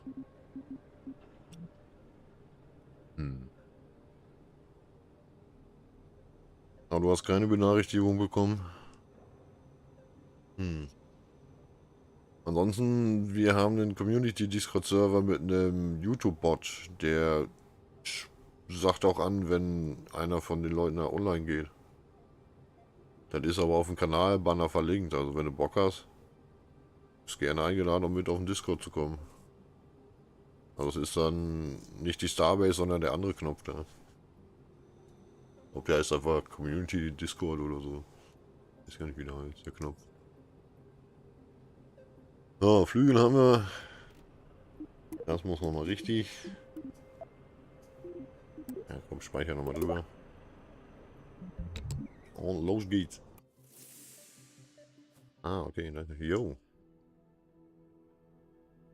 TV-Name 3. Ja. Egal, ist ja eh alles Sandbox.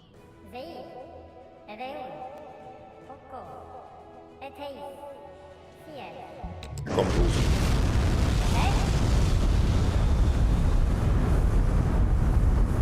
Sehen wir erstmal zu, dass wir ein bisschen Speed kriegen, bevor wir dann abbiegen. Haben wir schon die schönen aerodynamischen Luftstreifen. Aber 100. Wenn wir ein bisschen rechts abbiegen, würde man ja sagen, na, fliegt sich doch viel besser. Ja, ein paar Lichter wären noch nicht verkehrt. Aber jetzt geht es erstmal zum Mond. Dann bauen wir uns einen Rover, den wir oben drauf schneiden können oder so.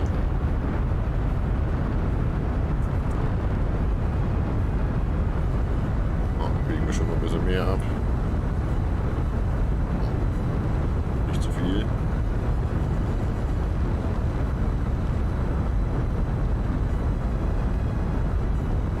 Wir kommen höher. Das sieht gut aus. Ja, und stabil kleben die auch dran. Das passt.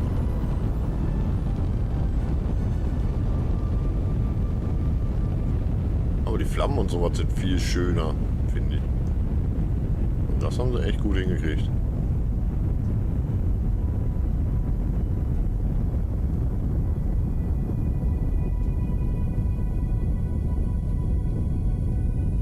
Aber schade, dass ich den Rechner nicht zwingen kann, das Anti-Aliasing noch höher zu drehen. Früher gab es mal eine Möglichkeit, dass man in den Nvidia-Einstellungen einstellt, dass er über das normale Anti-Aliasing Super Anti-Aliasing macht und dann nochmal Multi-Aliasing. Dass man statt einfach nur 8-fach, 64-fach Anti-Aliasing hatte. Also da waren die Kanten wie geleckter. Nächste Stufe und wir biegen ab. Wir sind in der äußeren Atmosphäre. Wuhu. Cool. Können wir speichern. Und es gibt keine Benachrichtigung dafür, dass wir gerade gequicksaved haben. Nein.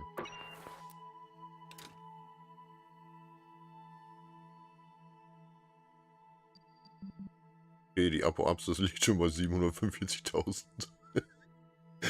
Ups. Ein bisschen übers Ziel hinausgeschossen. Egal. Dafür sparen wir dann Treibstoff. Aber ich kann Manöver komischerweise nur machen, wenn ich die Zeit laufen lasse. Was ich sehr merkwürdig finde. Warum die Tutorials immer wieder auftauchen, weiß ich nicht.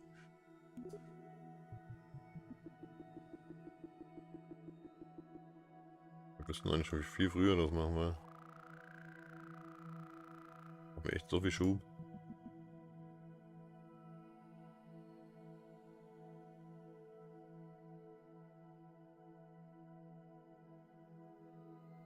Das kann ich mir nicht anzeigen lassen. Nein. Nein.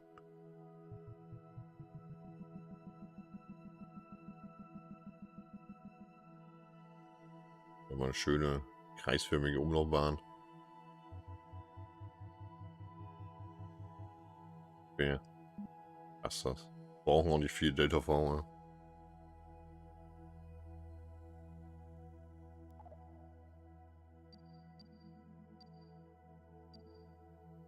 Läuft, bloß nicht die Leertaste drücken. Können wir uns eigentlich schon mal auf Ziel ausrichten und dann bräuchten wir eh 13 Minuten, bis wir da sind. Ne?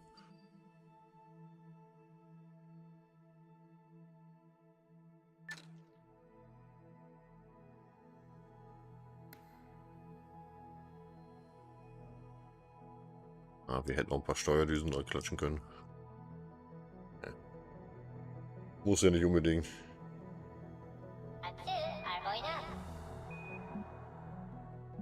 Ja, 10 Sekunden noch.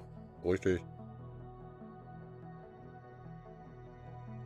Wir sind noch nicht ganz in Stellung. 3, 2, 1. Zündung. Los, richte dich aus, Kollege.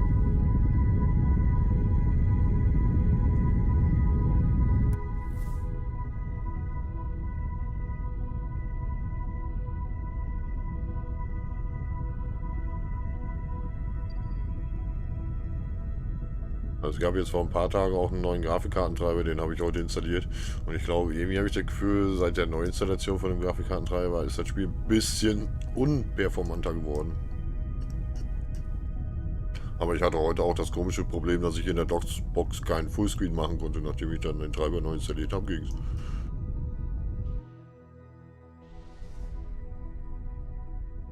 Das ist schon ein bisschen komisch. Wow, perfekt. Uiuiuiui. Das ist doch eine schöne Umlaufbahn. Können wir eigentlich auch bis nach Minus fliegen, wa? Ob das speichern wir. Und dann fliegen wir danach mal zum Nimnus.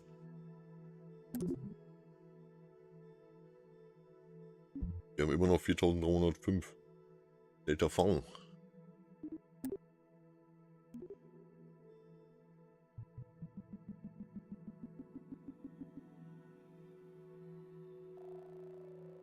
Wo haben wir ihn denn?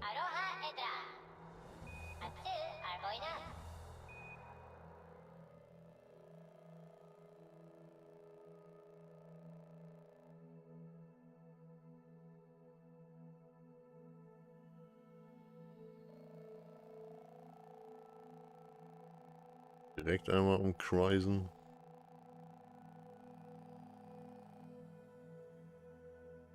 Ah. Wir können auch direkt hier Suicide Burn machen, ne? Das wäre natürlich optimal. Dann brauchen wir nicht nochmal bremsen, um aus der Umlaufbahn vom Mond rauszukommen. Sondern wir crashen direkt rein. Das wäre ja super. Ja, das Spiel ist noch nicht fertig, daher sind gewisse Probleme ja leider zu erwarten. Ja, es fehlt ja auch noch die ganze Kampagne und so, also man hat ja im Moment nur die Möglichkeit Sandbox zu spielen. Und ich glaube interstellare Reisen wirklich ist noch nicht drin und Multiplayer ist auch noch nicht drin. Ja, und wichtig ist erstmal, dass das bei den schwächeren Systemen performanter läuft. Aber dann für die EA-Version direkt 50 € zu verlangen, fand ich aber auch ein bisschen hart. Aber für einen 30 wäre es ja voll okay gewesen, so wie Sons of the Forest. Ich glaube, bei Sons of the Forest ist kampagnenmäßig und so schon viel mehr drin als hier.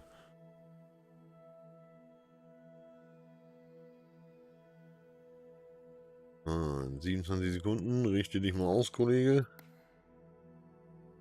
Gucken uns das wunderschöne Schauspiel mal genauer an, wo ist die Sonne hell.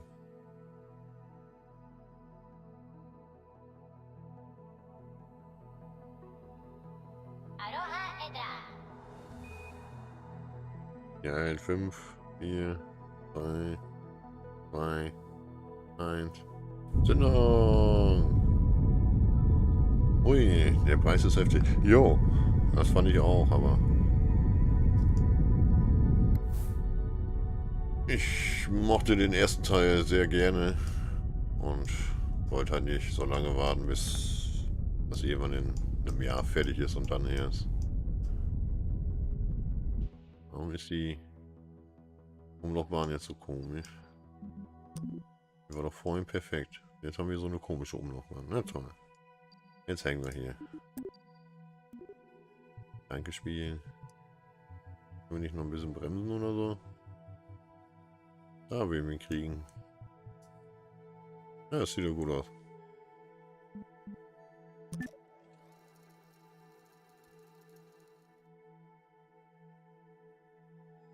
Ich hoffe auch, dass das mit der Verbindungsqualität im Moment passt, weil ich glaube, heute ist das extrem am Schwanken.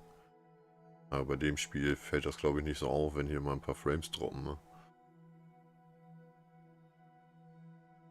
Bei YouTube meckert alle Nase lang rum. Er empfängt nicht genug Videodaten. Ne?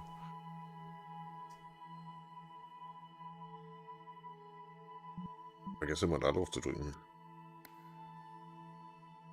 Wir bräuchten echt Steuerdüsen.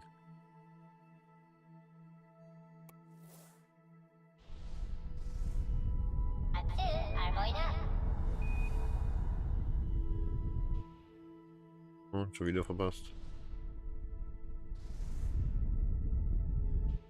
Ah. Dann drehen wir jetzt um und machen das manuell. So.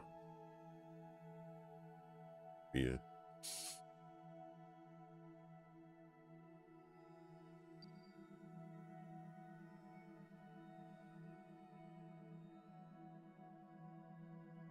Es buffert hin und wieder, ist aber noch im Rahmen. Ja, es liegt leider an Starlink.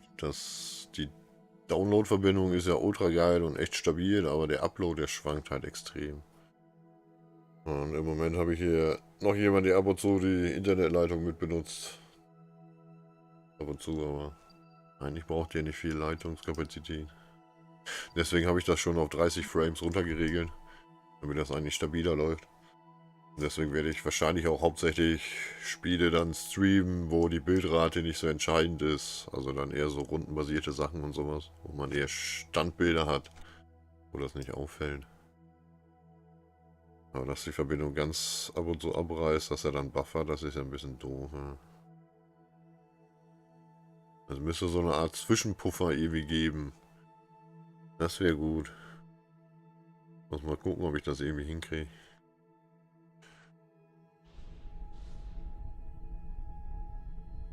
Aber das ist alles noch Work in Progress. Und ich habe mir überlegt, von TV Total, man kennt ja dieses Nippelbohr mit diesen komischen Einspielern, ne? Ich habe mir jetzt das Programm besorgt von TV Total, von dem Nippelboard, dass man die F-Tasten dann für die Videos benutzen kann, aber ich muss mir noch ein paar Videos besorgen und die kann ich dann auch immer austauschen und so. Ja, muss ich morgen noch ein bisschen umsuchen. Komm, wir wollen zum Moon hier. Quatsch hier die ganze Zeit.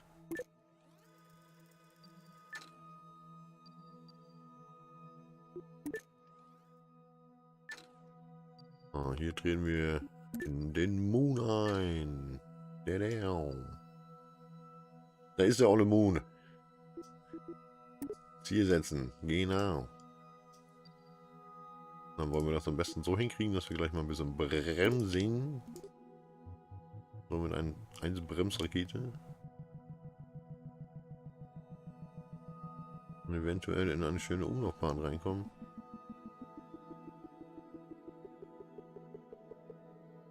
Oder es passiert irgendwie gar nichts.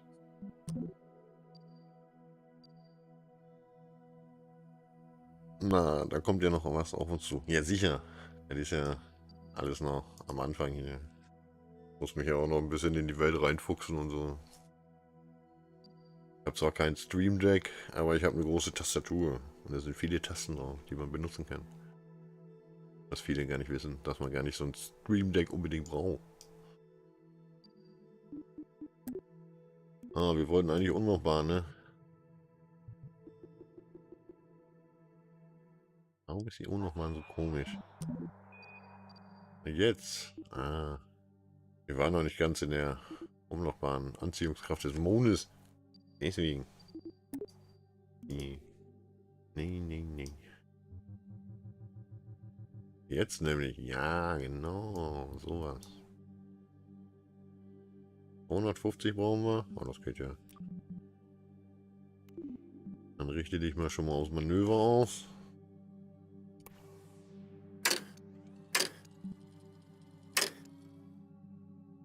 Dann können wir auch...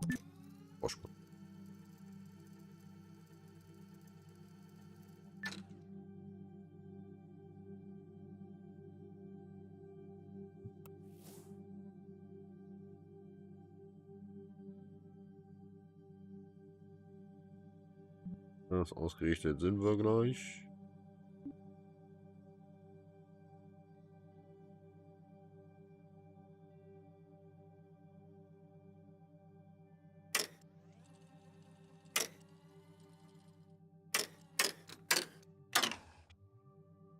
Und 3, 2, 1. Zündung! 1, Wieso haben wir jetzt so eine Umlaufbahn? Ja, wir wollten eh landen, ja, aber warum? Vor allen Dingen ist der Winkel auch noch voll falsch. Ja, wir brauchen unbedingt Steuer diesen nächsten Mal. Voll dumm. Ah, wir gehen gegenläufig.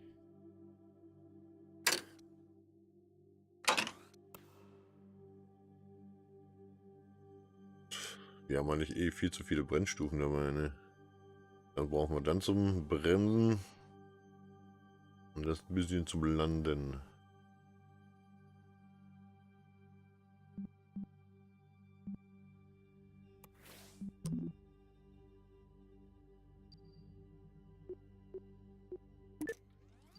Ah, dann bremsen wir gleich mal.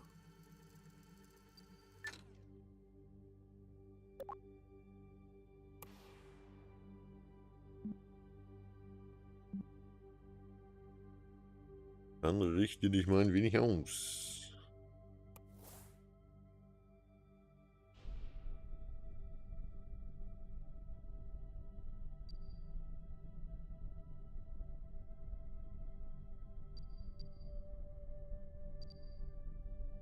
Den wollen wir eigentlich auf der hellen Seite landen, wa? Ja, schön. Komm, bremsen wir ein bisschen mehr.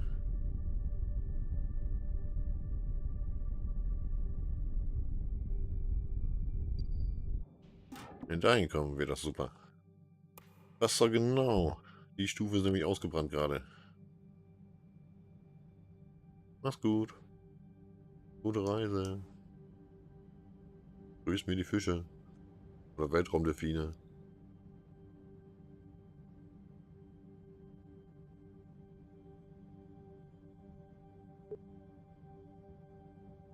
Bob ist auch noch ganz alleine da drin. Ich finde es immer noch schade, dass es keine Inlansicht gibt. Voll gemein. Ja, wir werden schon schneller.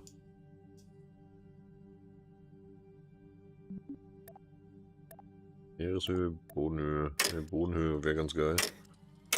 Damit wir auch wissen, wann wir sterben.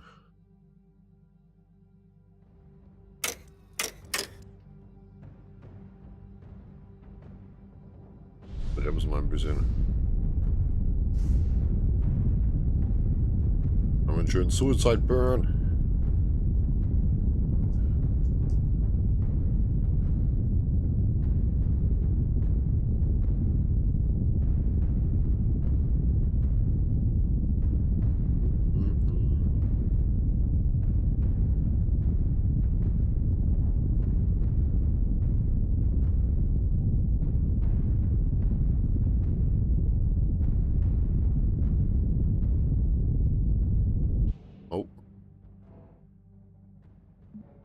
Zu schnell.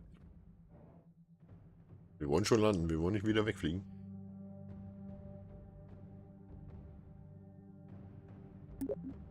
Aber ich muss mal eine Sache kurz machen. Deswegen switche ich mal kurz um.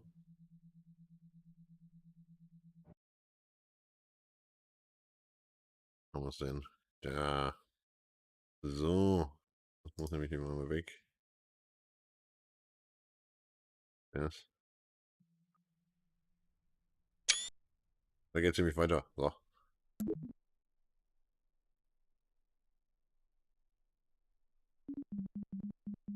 Sound haben wir noch gut. So. Hm.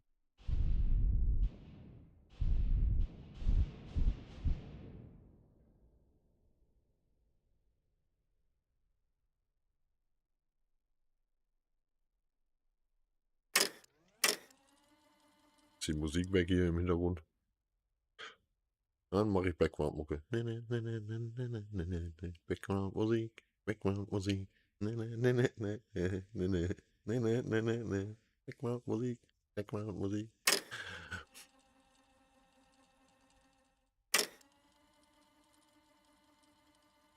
Immer noch 17.000, 16.000. Viel zu hoch. Bremst mal ein bisschen.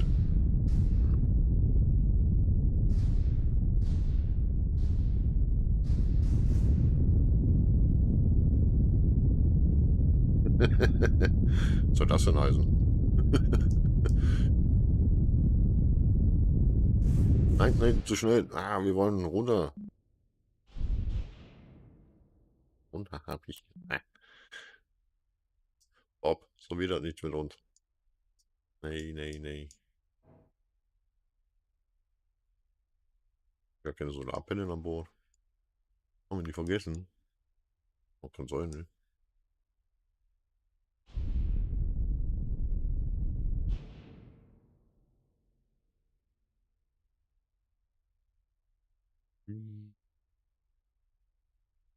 Lachst du über den Affen oder was? Something went wrong. Jemand ist schief gelaufen. Ja, eigentlich sollte da das Chatfenster eingeblendet werden. Aber es funktioniert komischerweise nur einmal beim ersten Mal. Aber ich muss mir mal Streamlabs auch noch draufklatschen und so, dass ich Chat abfangen kann und mit einbauen kann in Pausenmenü und so.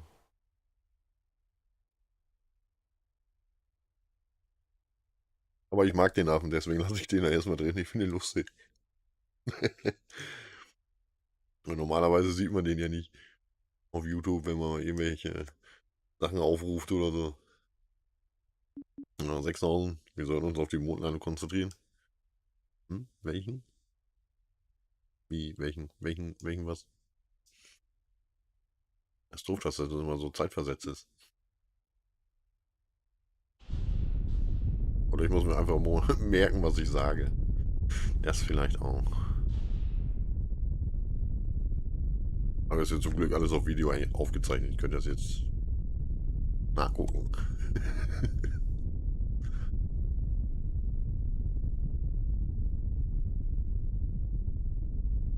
Dann machen wir gleich einen schönen Moonspaziergang. Oh, ich habe eine Leiter vergessen. Ich glaube, der kommt gar nicht wieder rein in seine Kapsel. Ja. So stellt man noch einige Sachen noch fest, was man vergessen hat.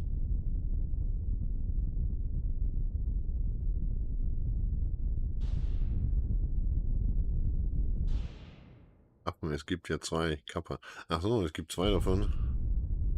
Das weiß ich, wusste ich nicht. Ja, ich kenne nur diesen Weltraumtypen, der angezeigt wird, wenn man kein Internet hat. Und ich kenne diesen Affen, der halt auftaucht, wenn ein Chatfenster nicht funktioniert. Zweiten Affen kenne ich gar nicht.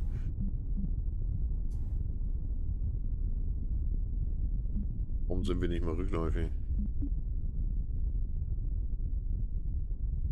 Wir wollen noch ein bisschen bremsen.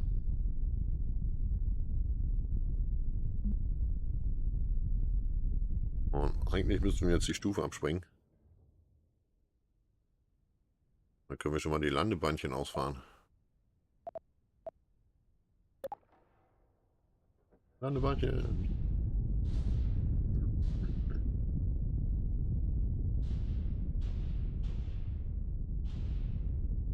Ah, die können eine Wucht ab von, ich glaube, 10 nur oder so. Wenn wir dabei bleiben. Steuerung hier nicht. Kann man jetzt nicht genauer steuern? Ah, das kann ich hiermit. Ah. Das so wäre super. Wenn wir mit der Geschwindigkeit landen könnten. Aber ich glaube, wir kommen gar nicht mehr nach Hause, ne?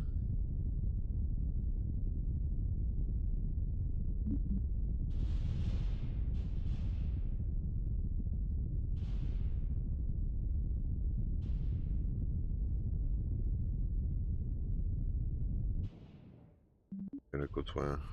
Noch ein bisschen. Jetzt sind ja noch ein paar Meter.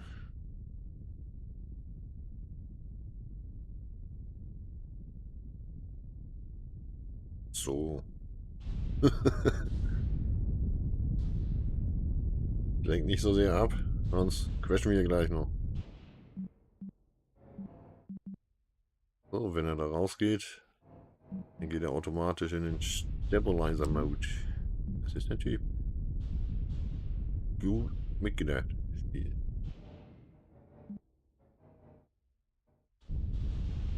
Ein 1.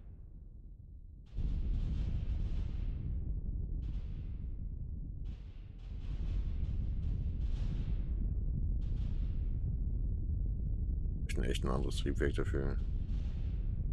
Viel zu empfindlich. 60 Meter. Wir haben es gleich. Jetzt sehe ich. Nein, nein, nein. 4 Meter. Und Touchdown. Und wir fallen um. Nein, nein, nein. Ah, nicht umfallen. Nein, nein, nein, gegenläufig.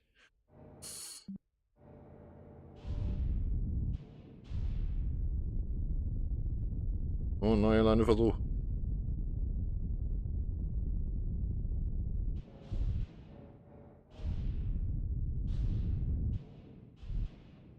Ah, wunderbar schöner Touchdown. Yay. So, Bob. Dann viel Spaß auf dem Mond. Irgendwann holen wir dich bestimmt mal ab. Yippie! Yay! Welcome to the moon. Wir machen das RFS an und geben Fullspeed. Juhu! Ah, was passiert, wenn ein Kerbal mit 30 Meter pro Sekunde auf einen Stein klatscht? Werden wir es herausfinden? Nichts. Er bleibt einfach stehen. Okay, dann das.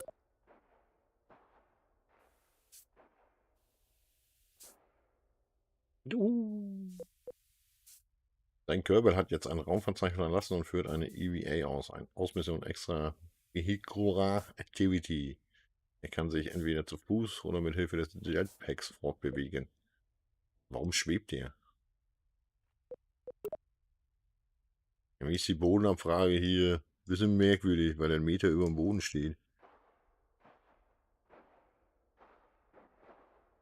Dann sind wir ja gar nicht wirklich auf dem Mond. Alles gefaked. Buh. Buh, Kerbal, buh.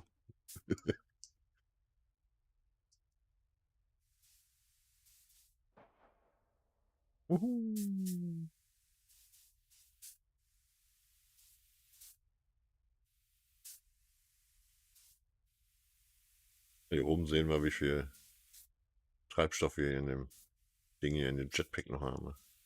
Wow, was war das? Kamera, warum? Bremst.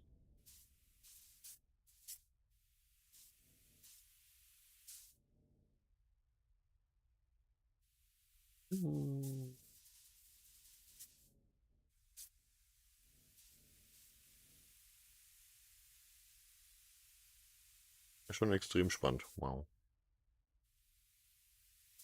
Hier noch so fehlt ist McDonald's. Oder ein McKerbal. In dem Fall.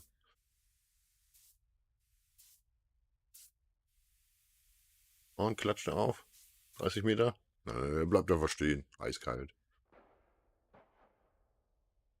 Und das haben wir schon mal geschafft. Bob is on the moon. Yeah.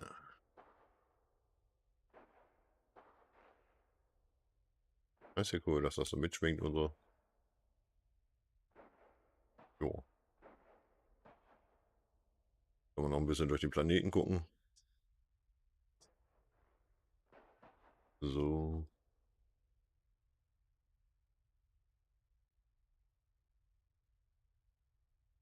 Vielen Dank. 2 Stunden schon online.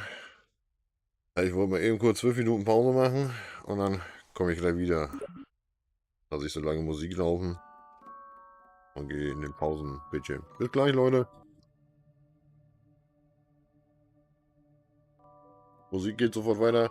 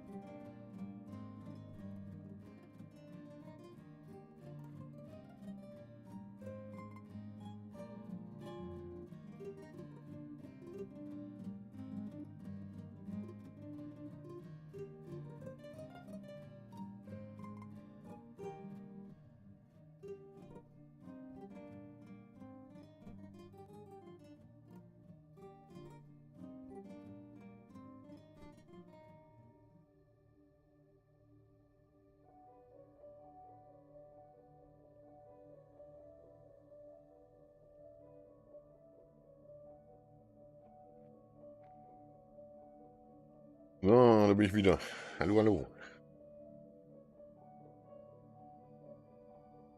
Okay, ein bisschen bequemer hinsetzen, dann geht's hier gar keiner. So.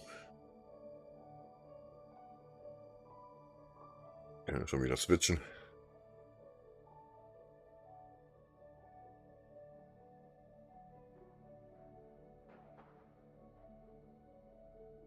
So, da macht er gar keine Pause, wenn man Escape drückt. So, man muss einfach nur das machen. Ah. Na, egal. Naja, Bob. Bob freut sich des Lebens. Au. Guck's dir an, Bob. Das Weltall. Wow. Wow.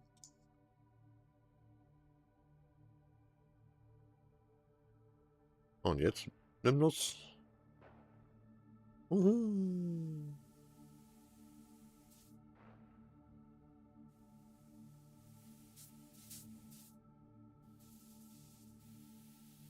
Ganz hoch hinauf. Okay. Gibt's auch irgendwo irgendwas Interessantes?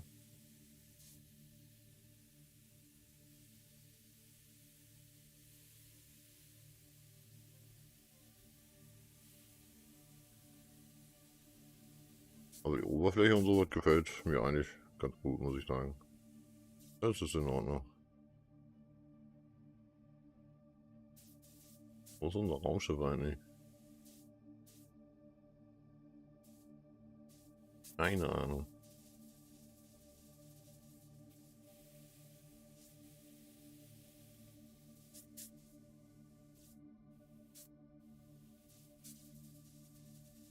Strugglest du manchmal so?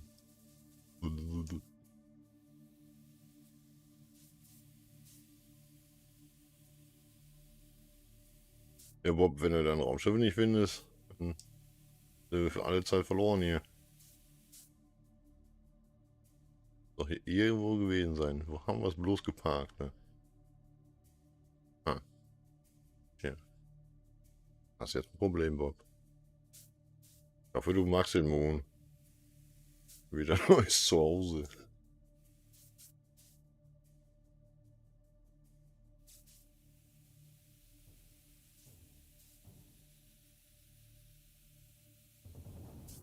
Aha, schau mal, Mond vorbei. Immer gerade 120 Meter pro Sekunde. Oh, man hat richtig Speed drauf. Ey. Oh, das schaffen wir nicht. Doch. Oh, das aber nicht mehr. Ein Bremsbob. Ja, das war der erste Tote auf dem Mond.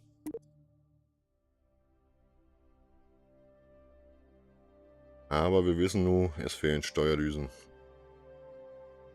Ganz wichtig.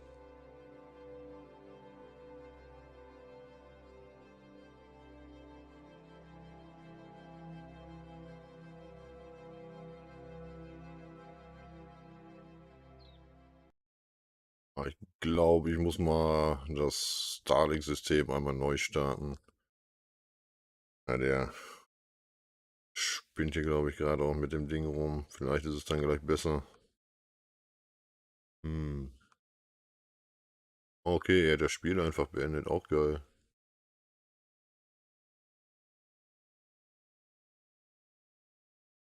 Ah.